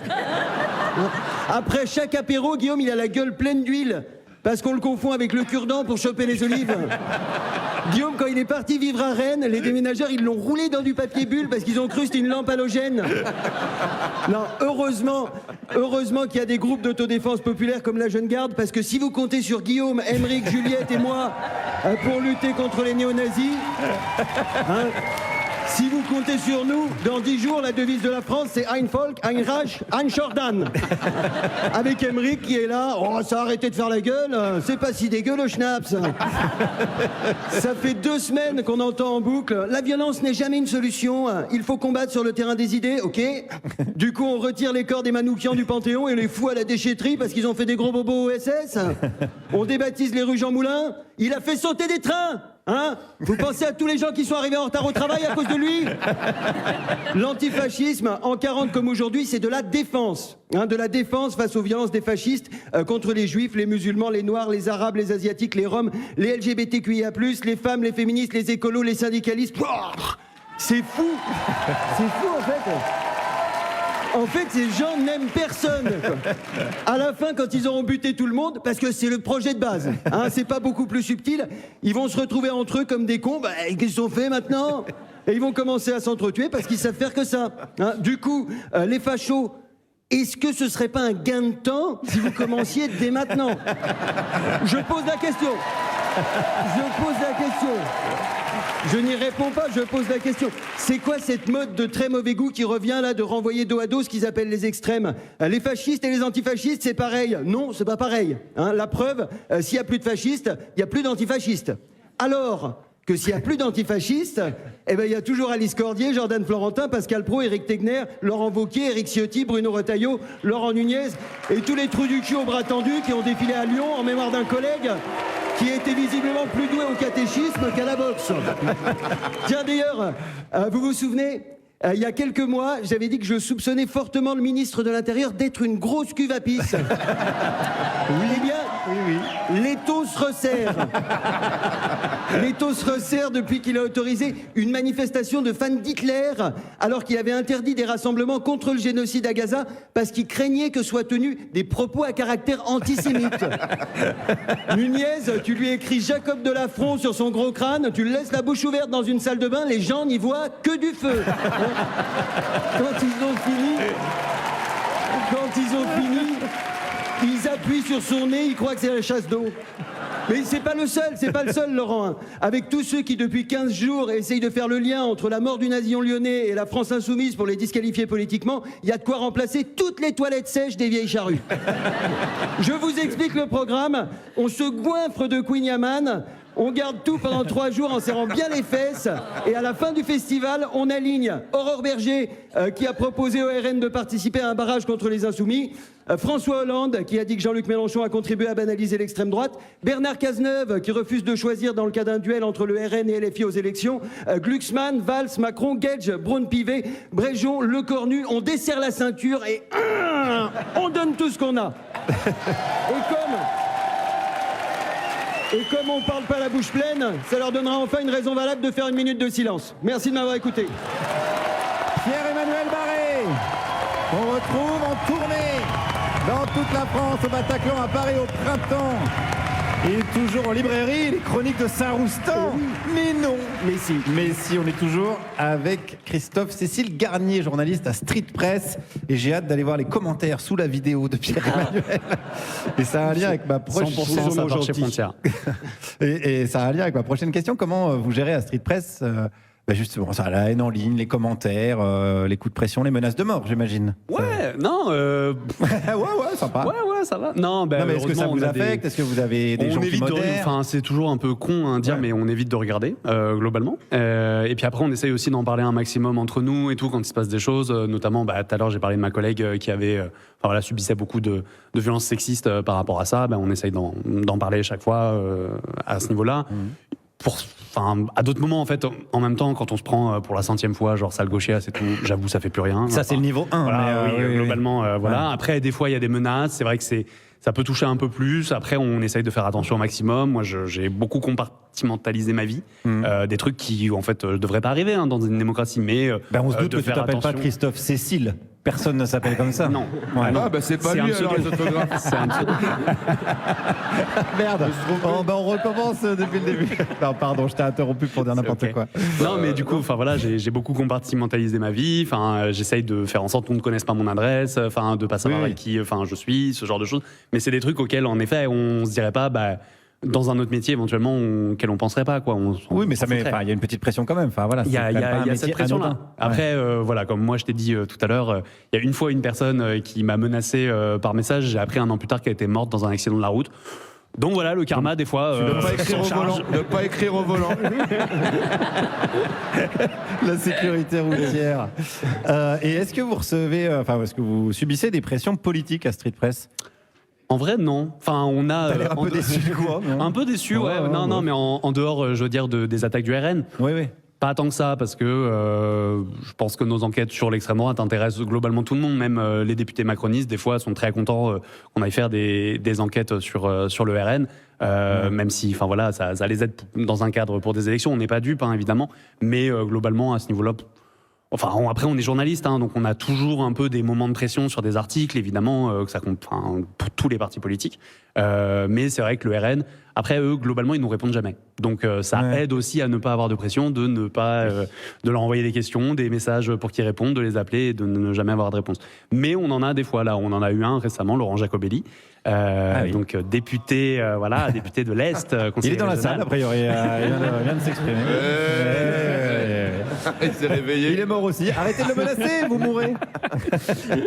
Mais voilà, lui, typiquement, il a fait un pavé de tweets après un appel d'une de nos journalistes. On sent qu'on arrive à la fin de l'émission, qu'Aymeric il sent la fatigue. Il a commencé sa chronique. Non, les bonnes celle-là. Et après, il commande ses propres blagues. C'est vraiment, c'est la vieillesse. Pardon. Je me suis réveillé d'un coup. Non, mais typiquement, voilà. Donc c'est plutôt ça se passe sur les réseaux sociaux. Oui, c'est ça. Ouais. Et typiquement, là, c'était un article qui n'était même pas encore sorti, mais sur lequel il disait déjà que c'était diffamatoire, que la journaliste était pro-LFI, ce genre de choses. C'est des trucs comme ça, évidemment, sur lesquels on n'est pas très étonné, quoi. Mais personne. Est-ce qu'on peut même imaginer qu'ils se servent de vos articles pour faire le ménage chez eux aussi ? C'est-à-dire, tiens, lui, on savait pas que c'était un nazi à ce point-là. Ils le disent. En tout cas, oui, c'est sûr. Mais il y en a des fois aussi où on sort des articles et ils font vu et sans tape. Globalement, on a sorti plein d'articles où à chaque fois, ça n'a pas fait parler et donc c'est passé entre les mailles du filet. Alors que pour certains, une fois, par exemple, en octobre, ou en novembre, on avait révélé qu'un assistant parlementaire du député Antoine Villieu, qui est un des policiers du Rassemblement national, député de Haute-Saône, je crois, avait un assistant parlementaire qui tenait un compte sur Instagram qui appelait notamment au meurtre de communistes. Qui vantait Mussolini, ce genre de choses. Personne ne tombe de sa chaise, globalement. Oui. Mais le député l'a gardé. Et là, ça fait 4 mois et ça ne pose absolument aucun problème, quoi. Et cette info, elle n'a pas été reprise, dans d'autres, à la télé, dans une interview utilisée par un journaliste pour... Malheureusement, non. Non, et d'ailleurs, la plupart des infos qui sont sorties sur l'extrême droite sont assez peu reprises sur typiquement des interviews de Jordan Bardella. Là, j'ai appris que sur BFM, pour la première fois, ils avaient posé à Jordan Bardella des questions sur son ex-petite amie, qui est la fille de Frédéric Chatillon, qui est un leader du GUD néofasciste et qui parle beaucoup d'Hitler, en bien en général. Et c'était la première fois que quelqu'un lui posait cette question sur BFM. Et on est en 2026 et en fait, cette relation, elle est connue depuis genre 2020, quoi. Et en fait, tu te dis, mais... Alors bravo de l'avoir fait, Christophe Barbier, hein, mais la barre est au sol globalement. Il devient sacrément de gauche, Non, mais Christophe Barbier, là. Peut-être aussi qu'ils attendent que, ils se préparent pour l'élection, ils soient beaucoup dans les médias pour l'élection présidentielle et que ça va être ce moment-là où ils vont. Bon, allez. Peut-être. Attends. Allez, prépare-toi. 4 secondes à ce que je reprends ton souffle pour la suite, Juliette, parce que reste avec nous, Christophe. Comme on dit chez Arte, on critique beaucoup les nazis, mais ça fait quand même des super films. Il est 19h23 et on va parler film, livre, aventure, personnage avec Juliette Arnaud. C'est pas marqué dans les livres. Plus important à vivre. Juliette Arnaud. En avant les histoires. Alors, ces 15 derniers jours en France, ça a été une succession de bagarres. Pugilat entre supporters dans un stade de foot à Strasbourg, pugilat au salon de l'agriculture, et puis là, à Lyon, il y a 15 jours, le drame. Des hommes qui se battent à mon âge, c'est pas compliqué, j'en ai vu toute ma vie, mais là, franchement, maman est fatiguée. Grosse envie de citer Thérèse dans Le Père Noël est une ordure. Écoutez Josette, dans la vie il y a un temps pour toute chose, un temps pour prendre ses aises et un temps pour prendre sur soi. Parce que prendre sur soi, en fait ça peut être une chose immense, ça peut même être une chose admirable. Dans Bérénice, la tragédie de Racine, qui date de 1670, je vous fais un résumé rapide de la pièce. On est à Rome au 1er siècle, Titus aime Bérénice, Bérénice aime Titus, splendide, sauf que Titus va être nommé empereur et que, je cite Racine, l'hymen chez les Romains n'admet qu'une romaine, Rome est tous les rois et Bérénice est reine. Alors il va falloir que Bérénice quitte Rome, Titus, et qu'elle rentre chez elle, loin, très loin. N'allez pas croire, hein, Titus aime Bérénice. Il dit depuis 5 ans entiers, chaque jour je la vois et crois toujours la voir pour la première fois. Et puis ces gens-là, Bérénice et Titus, ils s'aiment pas depuis 10 minutes. Ça fait 5 ans qu'ils sont ensemble, qu'ils ont une liaison amoureuse vécue par des adultes. Pourtant, Titus s'apprête à sacrifier Bérénice à la raison d'État. Il se sacrifie lui aussi au passage. Il lui dit « Je sens bien que sans vous, je ne saurais plus vivre, que mon cœur de moi-même est prêt à s'éloigner, mais il ne s'agit plus de vivre, il faut régner. » Du coup, sous le choc, Bérénice offre le plus beau cri de désespoir de la littérature française. Elle lui dit à Titus, dans 1 mois, dans 1 an, comment souffrirons-nous, Seigneur, que tant de mers me séparent de vous, que le jour recommence et que le jour finisse sans que jamais Titus puisse voir Bérénice, sans que de tout le jour je puisse voir Titus. Et puis Bérénice surmonte son vertige, elle prend sur elle, elle ne tue personne, ni elle, ni Titus, et pour une fois au pays de la tragédie, personne ne meurt. Bon, tout le monde est malheureux, mais personne ne meurt. Et parfois aussi, personne ne meurt, et même ça finit bien, parce que prendre sur soi est récompensé, là maintenant, en ce bas monde. Dans le film d'Ang Lee, réalisateur taïwanais, dans un film qui date de 1995, où il adaptait le roman éponyme de Jane Austen, Raison et Sentiment, il y en a une qui prend sur elle de dingue, c'est Elinor, incarnée par Emma Thompson. Elle joue la fille aînée de 3 sœurs. Le film commence, le père de la famille vient de mourir, l'héritage va aller au fils d'un premier mariage, bref, 3 gamines sans rien. La mère endeuillée ne démontre aucun sens pratique pour s'adapter à leur nouvel état précaire. La sœur qui a 17 ans est parfaitement adorable, mais romantique à crever, littéralement. Et la petite dernière a 10 ans. Elinor n'a donc pas d'autre choix que de prendre sur elle, d'endosser la raison avec un grand R, d'être l'adulte dans la pièce. Et constamment, pendant le film, lui est reproché sa retenue, voire sa froideur.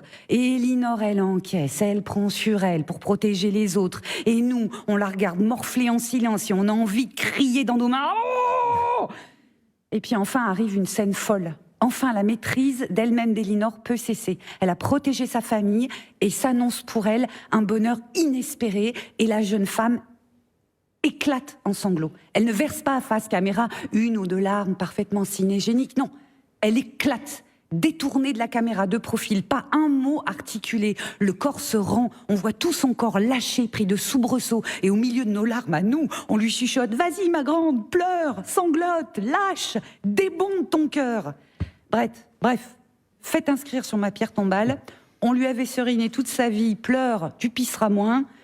Elle était la preuve vivante que c'est faux. Juliette Arnaud. Merci beaucoup Juliette. On retrouve en podcast comme toutes les chroniques de l'émission et sur Instagram, Juliette Arnaud, Pénélope. Merci, je prends quelques secondes pour vous présenter une revue qui est sortie il y a quelques jours, que j'ai là, la revue Combat, Front commun contre l'extrême droite, au cas où il y a une menace d'arrivée de l'extrême droite au pouvoir en France. C'est de la science-fiction, mais on ne sait jamais. C'est dispo dans tous les kiosques, il y a plein de textes, il y a des interviews, il y a des choses formidables. Et je voulais également vous parler du festival qui nous accueille aujourd'hui, le festival SAPresse, les rencontres internationales du dessin de presse et des médias. Ça commence aujourd'hui et c'est jusqu'au 8 mars, donc ça dure toute la semaine à Lyon. Et on a avec nous sur scène, je vous demande de les applaudir, Gros et Lacombe, qui sont deux dessinateurs de presse merveilleux dont je partage beaucoup les dessins sur les réseaux sociaux. Et là, ils sont en train de dessiner l'émission en direct, donc on mettra les dessins sur la chaîne YouTube à la fin de la vidéo. On est toujours avec notre invité, Christophe Cécile Garnier. On va écouter un petit peu de musique. Qu'est-ce qu'on écoute comme musique en ce moment à Street Press ? Oh là, on écoute beaucoup de rap, nous, de notre côté. Ouais. Après, en ce moment... Qu'est-ce que tu aurais envie d'écouter là ? Parce qu'avec un coup de bol, ça tombe là-dessus. Mais ça... Alors ça n'est jamais arrivé, bien sûr. Mais voilà, peut-être qu'à Lyon, il se passe quelque chose de magique. Non, mais en plus, moi, je suis moins rap que le reste de la rédac en ce moment. J'écoute beaucoup Fontaine d'ici. Alors, Juliette, est-ce qu'on va écouter ça ? Non, pas du tout. Non, mais ça aurait pu. Ça aurait pu. C'est pas du rap non plus. Allez, on va se souvenir de l'année 2018 où la chanteuse Lizzo nous filait un type. Elle nous disait de faire confiance à notre juice naturel, à notre mojo, à notre cran. Et nous, on était OK, d'autant que ça nous poussait comme ça sur la piste de danse. Vous êtes bien sur Radio Nova, la dernière, Juliette Arnaud, Aymeric Lompré, Pierre-Emmanuel Barré. Notre invité, le journaliste Christophe Cécile Garnier. Il est 19h32 et c'est l'heure de recevoir l'invité de notre invité. Toutes les semaines, vous connaissez le principe, c'est notre invité qui choisit. Et cette semaine, merci d'applaudir bien fort Marie Alenoux. Salut Marie. Bonsoir. Et bienvenue. Bienvenue chez toi. Hein. On est clairement chez toi. Tu es journaliste pour Rue 89 Lyon. Voilà, tout le monde. Ma première question, c'était est-ce que tu peux nous présenter le média Rue 89 mais du coup, tout le monde connaît, j'ai l'impression. Je peux le faire rapidement au cas où, vas-y, dis-nous. Donc Rue 89 Lyon, c'est un média 100% en ligne qui existe depuis 2011 à Lyon. On est un média indépendant, il est possédé par ses journalistes. Et depuis 2011, on accorde une grande partie de notre ligne éditoriale à enquêter, surveiller, décrypter l'extrême droite à Lyon. Et alors, quels sont les liens que tu entretiens avec Street Press et avec Christophe ? Est-ce que vous collaborez, si je peux oser ce mot ? Pardon, je suis taquin. Oui, on collabore. Alors, je crois qu'il y a déjà eu des publications communes Street Press Rue 89 Lyon, pas forcément sur l'extrême droite, mais en tout cas dans le petit milieu de la presse indépendante, surtout ceux qui enquêtent sur l'extrême droite, on se connaît, on se parle, on s'apprécie. On se soutient. Aussi. Oui, il y a besoin justement. On a parlé un petit peu de toi avant que tu arrives, puisqu'on a posé la question à Christophe sur pourquoi l'extrême droite est si implantée à Lyon. Est-ce que tu as des explications Oui, je ne fais que en parler depuis 2 semaines, donc c'est bon, je peux... Non, mais c'est peut-être mieux placé pour en parler, ouais. Bon, Lyon a une histoire forte avec l'extrême droite.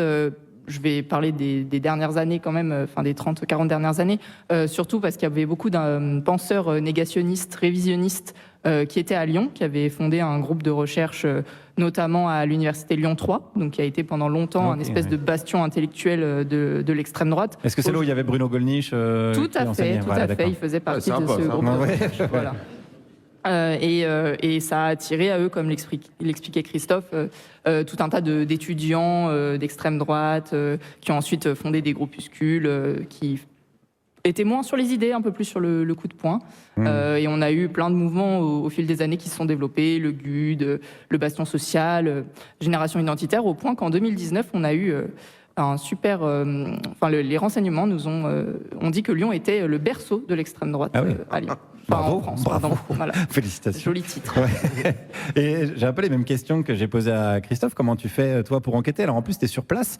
Est-ce qu'il n'y a pas un risque d'être facilement repéré ? Est-ce que... Avant moi, c'était un autre journaliste qui s'appelle Laurent Burlet qui enquêtait sur l'extrême droite. Il a depuis passé la main parce que c'était un petit peu pénible. Lui avait été menacé en bas de chez lui. Il avait eu des tags lorsqu'il couvrait une manifestation, il avait été menacé par Alors Steven Bissuel, qui je ne sais plus s'il était au GUD ou au C'était Bastion le chef du Social, Bastion Social, ouais. à ce moment-là, mais voilà. Ça vous dirait que vous avez un album Panini en fait avec tous les fachos du pays. Ah oui, c'est le numéro 27, mais je l'ai en double. Bon joueur, bon joueur. C'est celui qui clignote. Donc oui, évidemment, il y a une petite. Voilà, et donc moi j'étais à la manifestation samedi dernier pour couvrir pour rue 89 Lyon, notamment pour justement repérer. Merci. C'était pas une mince affaire parce qu'ils étaient quand même bien excités, c'est-à-dire qu'ils repoussaient les journalistes devant le cortège, ils nous bousculaient, ils nous tiraient par les manches, ils nous criaient dessus, justement pour qu'on puisse pas faire notre travail, c'est-à-dire s'approcher du cortège, voir qui y avait dedans, etc. Et surtout, ils étaient cagoulés ou masqués avec des masques chirurgicaux. Oui, la plupart des membres du service d'ordre l'étaient, mais alors il y en a qui ne l'étaient pas du tout. Alors qu'ils étaient condamnés pour violence, et mis en examen pour violence, et ils étaient là en toute décontraction. Ouais, en toute décontraction. Et donc, t'as pu. C'est pareil, tu cartographies, tu prends des notes, tu dis bon voilà, telle mouvance était là. Mais on a l'impression qu'il y avait toutes les mouvances là, en tout cas, si on a bien suivi l'histoire. Déjà, il y avait des groupes de tout le pays, et puis nous, à Lyon, on a vu, les mouvances identitaires, nationalistes révolutionnaires, comme disait Christophe, qui étaient là, et on a repéré. Alors, les Lyonnais doivent s'en rappeler, mais en novembre 2023, il y a eu une grosse attaque dans le Vieux-Lyon de la Maison des Passages, qui avait fait 3 blessés graves. Et en fait, il y a plusieurs des personnes mises en examen dans cette affaire qui étaient là samedi dernier. Au KLM. Qui marchait. Voilà, n'hésitez pas à lire notre article. Alors qu'elles avaient l'interdiction de paraître à Lyon, notamment. Oui, ah oui, d'accord. Le fameux Elliot Bertin dont on parlait. Petit détail qui a son importance. Voilà. Et est-ce que vous suivez l'enquête sur la mort de Quentin Derenc ? Est-ce qu'il y a encore des zones d'ombre ? Est-ce que vous travaillez là-dessus ? Oui, alors on travaille là-dessus. Alors rue 89 Lyon n'est pas le plus doué dans ce qui s'agit de sources policières, sources judiciaires, etc. Donc on suit ça comme on peut avec nos propres informations. Donc évidemment qu'on continue de suivre.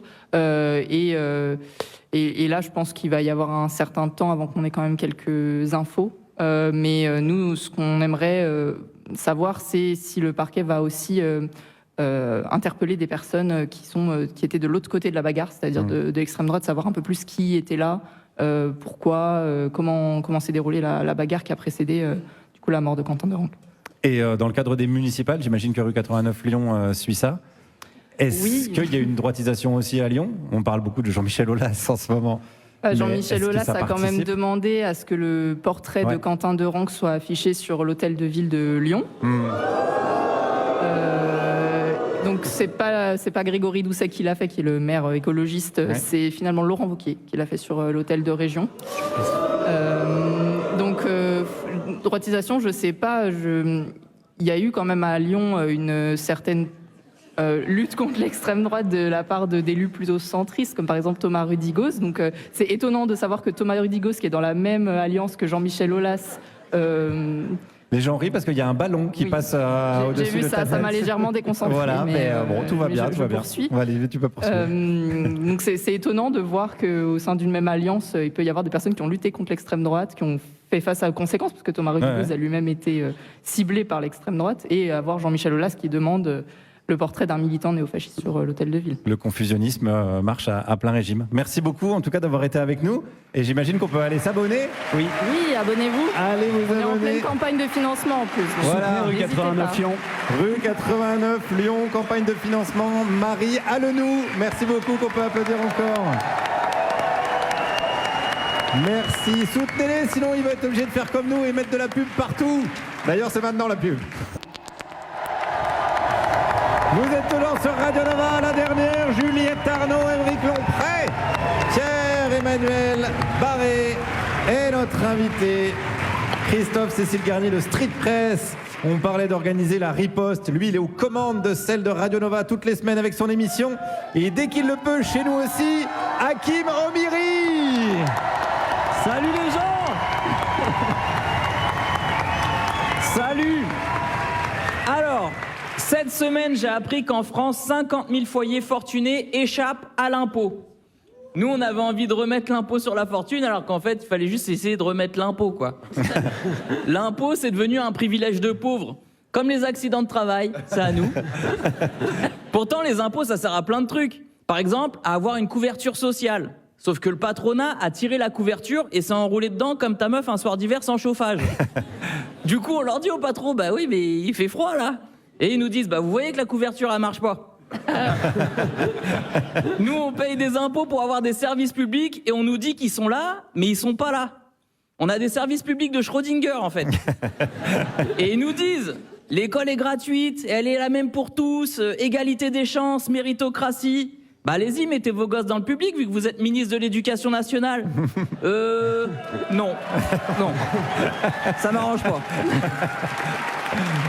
L'école, c'est la même pour tous, mais dans la nôtre, on est 39 par classe. Mais on est content. On est content parce qu'en hiver, dans la classe, il fait -4. Du coup, à 39, on peut se réchauffer. Comme on est écolo. Bon.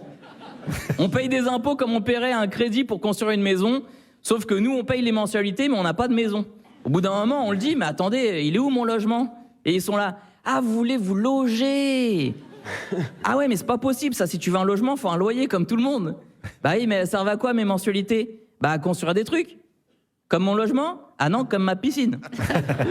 Et puis baisse d'un ton déjà. Oui, parce que en plus de payer et d'être traité comme de la merde, si tu fais trop le fou à réclamer tes droits, eh ben on peut t'envoyer les CRS pour te tabasser. CRS qui pour le coup sont payés avec tes impôts. Et là tu le vois où va ton argent. Dans ta gueule. Ouais, avec des armes, des armures et de l'impunité. Ouais. Ouais, parce qu'on peut pas dire la police tue, mais on peut dire la gauche tue. Ouais, elle était subtile, celle-là. Bon, autre exemple, nos parents, nos grands-parents, ils ont payé la construction de centrales nucléaires. Et vous allez me dire, bien joué, comme ça, l'électricité, elle est presque gratos, juste le coût de l'entretien. Et non, parce que vous n'êtes pas des Mozart. Grâce à lui, vous avez payé des infrastructures afin de payer plus. Pour avoir mieux? Non. Bah pourquoi on paye plus? Bah parce que les centrales EDF que t'as payées donnent leur énergie à perte à leurs concurrents pour qu'ils spéculent dessus et puissent faire de la marge. Bah ouais, mais j'y gagne quoi moi à payer pour ça? Toi? Rien? Il est con lui. Bah pourquoi on fait ça? Bah parce que l'Allemagne elle s'est plainte que si on avait de l'énergie pas chère, on avait un avantage concurrentiel déloyal. Bah oui, mais est-ce que l'Allemagne elle a payé des centrales? Tu veux que je t'envoie les CRS, toi? C'est bizarre quand même, hein. On paye des impôts, mais c'est pas nous qui décidons comment c'est utilisé. C'est une sorte de pochette surprise républicaine. C'est tu payes et après tu l'ouvres et tu découvres que t'as Laurent Nunez. 273 milliards donnés aux grandes entreprises sans contrepartie et un doigt d'honneur. Je sais pas vous, mais je suis pas fan de la pochette. Bon, service public de Schrödinger parce que démocratie de Schrödinger aussi. Genre, c'est le peuple qui décide, mais c'est pas le peuple qui décide. Alors, c'est vrai que ça ressemble à une douille, alors qu'en fait, c'est une gigadouille, en fait. C'est ça, le truc.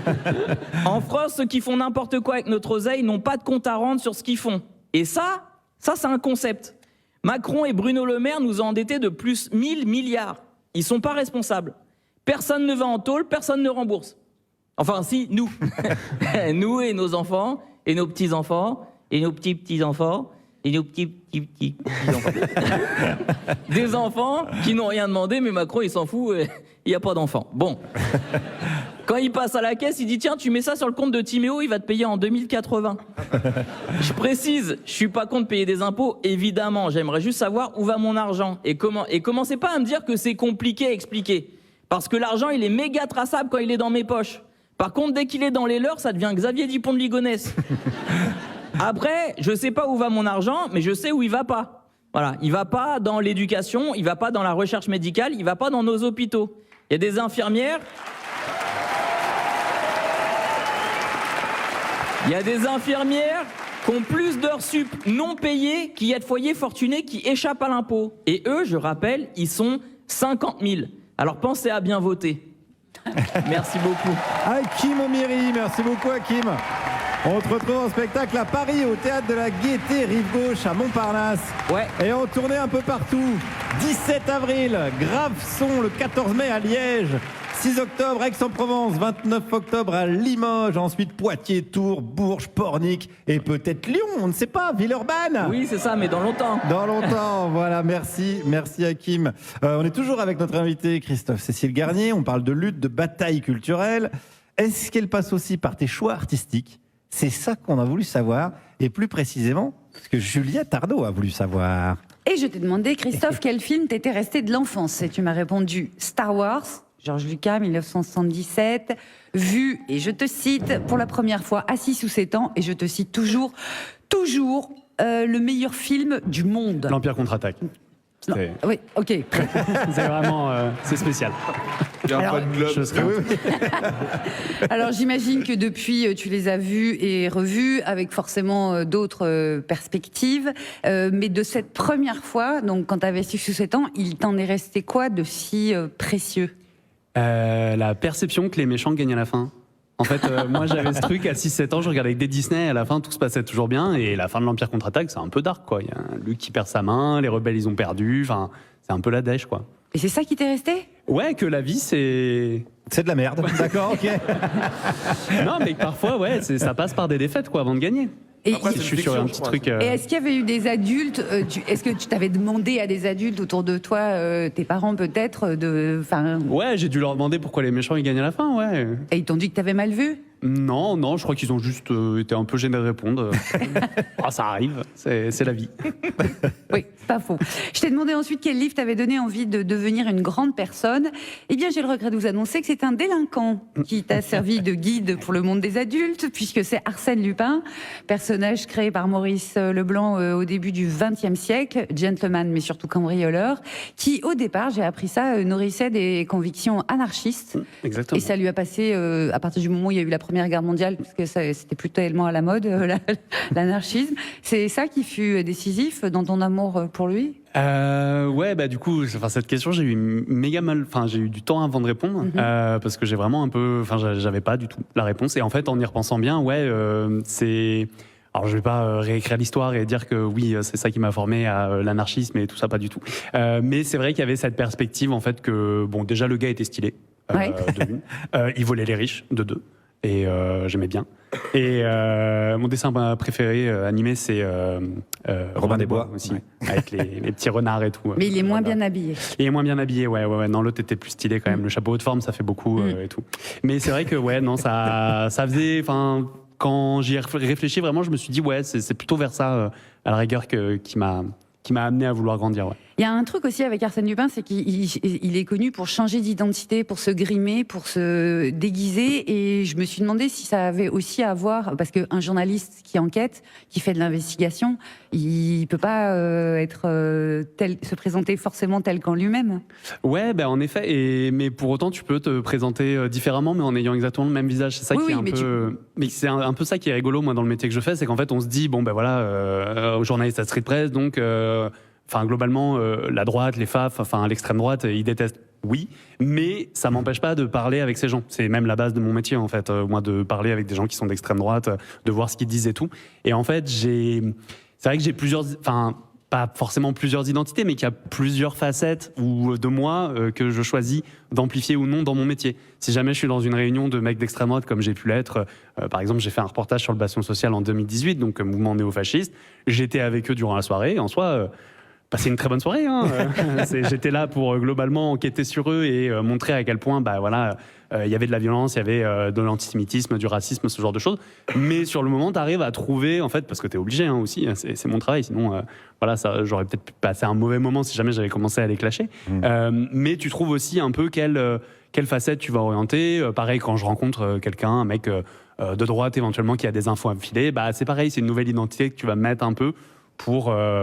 mettre aussi ton interlocuteur à l'aise, parce qu'en fait nous on a besoin de sources et donc de personnes en fait qui vont nous filer des infos, et donc c'est vrai que tu passes un peu par ces étapes là. Alors des fois après tu te sens sale, c'est possible.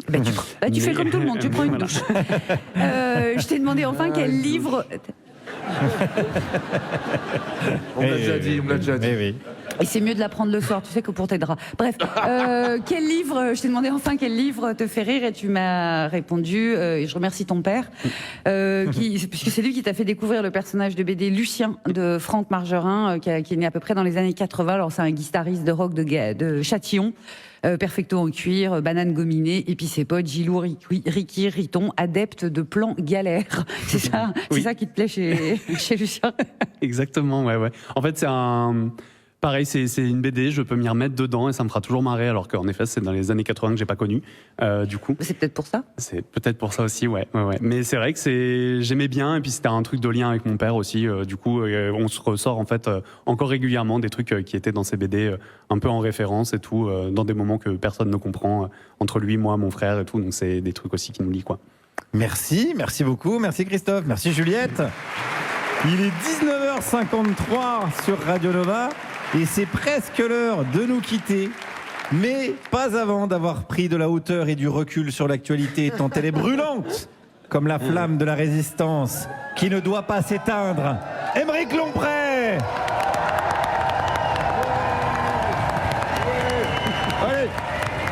Allez.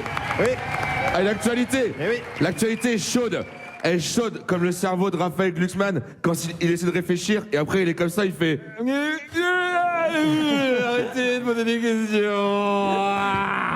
C'est trop cool. Bon, là pour l'actualité, je suis allé prendre des nouvelles de Bernard Arnault. Tout va bien. Je sais pas s'il y en a qui s'inquiétaient pour Bernard, mais todo es bueno para Bernardo. All is alright, all is alright. Après, je voulais le faire en allemand, mais je me suis dit, on est à Lyon. Peut-être qu'ils ont un peu plein le cul d'avoir de l'allemand. Non, Bernard, là, il a acheté un nouveau bateau. Alors, quand je dis bateau, c'est pas un bateau à voile, il faut se bouger le cul pour qu'il avance. Hein. C'est un yacht, quoi. Bernard, tu le mets sur un voilier. Pas sûr de gagner le Vendée Globe, quoi. Bernard, abat en grand, choque les écoutes, prépare-toi à empanner. Ouais. Mais enfin, étarque la drisse de grande voile pour l'aplatir et borde l'écoute de phoque. J'ai envie d'aller au Puy du Fou. Non, il a pas acheté un bateau comme ça, Bernard. Bernard, il a acheté un bateau, il fait 143 mètres de long. À Lyon, ils sont là. Oui, bon. C'est énorme, hein. 143 mètres de long, c'est 3 piscines olympiques. Ça veut dire que si tu veux faire du bateau dans ta piscine, il faut 3 piscines. Après 143 mètres, je pense que c'est pour en faire en mer, quoi. Du bateau, c'est... Alors, il y aura également une piste d'atterrissage sur le bateau. Alors, je suppose que c'est une piste d'hélicoptère, hein. C'est pas une piste d'avion, quoi. Sinon, ça veut dire que Bernard, il a acheté un porte-avions et je pense que c'est pas possible d'acheter un porte-avions, quoi. Ça se trouve, Bernard, il écoute ma chronique sur sa radio de 200 mètres, il a... Ah ouais, c'est pas possible. Ça, c'est mal connaître mon nanar, ça. Et c'est vrai, quand on y pense, Bernard Arnault, il s'appelle Bernard, quoi. Ouais. C'est nanar. Bon. Après, c'est nanar, mais avec 200 milliards, quoi. J'ai calculé 200 milliards au distributeur, faudrait vivre pendant 633 ans pour les enlever. 600. C'est-à-dire que si tu veux retirer tout l'argent de Bernard, faut avoir l'espérance de vie d'un séquoia. En plus, c'est hyper cruel de demander à un arbre de retirer du papier. Ouais. Ah non, Didier, Michel, Hervé. Salut Hervé. Bon. Si les billets sont collés, faudrait 70 000 litres de salive pour les décoller un par un comme ça. Bon, ça c'est pas vrai, ça c'est pas calculable. Par contre, ce qui est vrai, c'est que 200 milliards en billets de 10 euros, ça fait 14 500 tonnes. C'est 1,5 fois le poids de la Tour Eiffel. Alors c'est vrai, ça veut dire que si Bernard, il veut mettre tout son argent sur son yacht, eh ben il y a plus d'argent, il y a plus de yacht. Parce que ça coule. En plus, c'est pas mérité parce qu'il a jamais travaillé, Bernard. C'est une fois, il a dû terminer un Lego tout seul, mais sinon, ce qui l'a rendu riche, Bernard, c'est l'achat de l'entreprise Boussac avec une aide de l'État de 2 milliards de francs, un peu de l'argent de son papa et un effacement de ses dettes par François Mitterrand. Alors, s'il y a un assisté en France, c'est pas nous, Bernard. Hein. Il y a autant de mérite que moi à être dans cette émission, quoi. Ouais, c'est vrai. Non mais moi je sais que j'ai pas ma place dans l'émission, moi. Je sais. Mais non, mais je vois bien. C'est pas de la fausse modestie. Je sais que tout le monde bosse ces sujets. Moi mes chroniques, t'as l'impression que je jette une pièce en l'air et après bon, on voit. Alors c'était comment? Ah, ça a commencé là? Par contre, je suis gentil et je dis merci. Contrairement à Bernard, qui, après avoir profité de l'argent de l'État, a bien niqué tout le monde en faisant un plan social et en virant 8000 employés. De toute façon, j'ai une théorie, tu peux pas avoir autant d'argent sans avoir niqué des gens, c'est pas possible. J'ai appelé ça la théorie des vases communicants dans le cul. Alors rappelez-vous bien ça, Bernard, il est pas innocent, Bernard. Merci de m'avoir écouté. Aymeric Lomprey. Merci Aymeric, pour ton spectacle dans toute la France. Il nous reste quelques petites secondes avec notre invité Christophe Cécile Garnier de Street Press. Le temps de te poser quelques petites dernières questions, Christophe. Pierre-Emmanuel. Oui, Christophe, t'es journaliste. Est-ce que t'es vexé qu'on dise que journalope et jamais boulange pute ou informaticienne? Oui. Oui, très bien. Juliette? Christophe Cécile Garnier, acronyme, ça fait CCG. Sinon, je peux te proposer, enfin, je te propose pas, il faut que tu choisisses, c'est ou BHL ou DSK. Waouh, elle est dure celle-là. DSK. Wow. Ouais, non, j'ai paniqué, j'ai paniqué. Voilà comment il a raté la dernière porte. Merde. Émeric. Oui. Eh ben, une question, c'est le moment des questions. Que penses-tu des implants capillaires? Oui, c'est une question. Je suis beaucoup plus sexy chauve. Ah ouais? Oui, c'est une bonne réponse. Christophe, qui a dit, c'est un petit quiz, il faut en finir avec l'anti-France? Est-ce que c'est Charles Maurras, ou est-ce que c'est Aurore Berger, ou est-ce que c'est les deux? Les deux, bien sûr. Voilà. Oh, il est fort, c'est un vrai journaliste. On la fait pas, moi. Pierre-Emmanuel. Oui, Christophe, si je te dis que tu fais le même métier que Nathalie Saint-Cric et Gilles Boulot, est-ce que tu te sens pareil que nous quand on nous dit qu'on fait le même métier que Sophia Aram? Je pense. Après, je fais pas théoriquement le même métier. Nathalie Saint-Cric, elle est éditorialiste et Gilles Boulot, il est présentateur. Il y a marqué journaliste. C'est faux. Juliette. Dans Star Wars, quel est ton personnage féminin préféré? La princesse Leia. Il y en a une. C'est faux. Ça se trouve, Chewbacca, c'est une meuf, on sait pas. J'ai envie de te donner le mot de la fin, Émeric. Est-ce que Chewbacca, c'est une meuf ou pas? Non. Voilà, merci beaucoup, on a été tout à fait complet dans cette émission. Merci Christophe Cécile Garnier d'avoir été avec nous pendant ces 2 heures. Abonnez-vous à Street Press, envoyeur de la force. Et juste une dernière chose, parce qu'on m'a demandé de le dire, il y a une manif contre le racisme et le fascisme à Lyon. 14 mars, 14h30, place Bellecour, venez nombreux. Impeccable, merci beaucoup. Merci à ton invité, Marie Allenou de rue 89, Lyon. Allez leur envoyer de l'oseille et de la force si vous pouvez aussi. Merci à Guédré, à Kim Omiri, Marie Trébert. Merci à toute l'équipe du Transborder qui nous reçoit. Lise, David, Cyril, Stéphane, Brian, Hélène, Gary, Jérémy, Annabelle. Faites du bruit pour eux. Merci au festival Sapresse jusqu'au 8 mars à Lyon. Merci à nos 2 dessinateurs, Gros et Lacombe, qui ont été avec nous. Vous allez voir si vous regardez la vidéo, les dessins vont apparaître. Malo, notre réalisateur, accompagné de Lucie, Paul à la technique, toutes les équipes de Radio Nova, Fred, Mano, Loris, Théo, Ninon, Yona, Christian pour la programmation musicale, Colline, Élise, Sébastien, Bastien pour les réseaux sociaux, les équipes vidéo de Goodway, Benjamin, Alban, bon anniversaire, et Adrien. Merci à notre rédacteur en chef, Ramzi Assadi de Villeurbanne. Et merci à Émeric Lompré, Pierre-Emmanuel Barré, Juliette Arnaud et Guillaume Meurice. Merci les amis. Tout de suite sur Radio Nova, vous retrouvez David Blo pour le tout nouveau Nova Club qui reçoit Bonnie Banane et Joseph Chiano Dilombo. On se retrouve la semaine prochaine, amusez-vous bien, ne vous résignez pas et vivement la dernière. La dernière.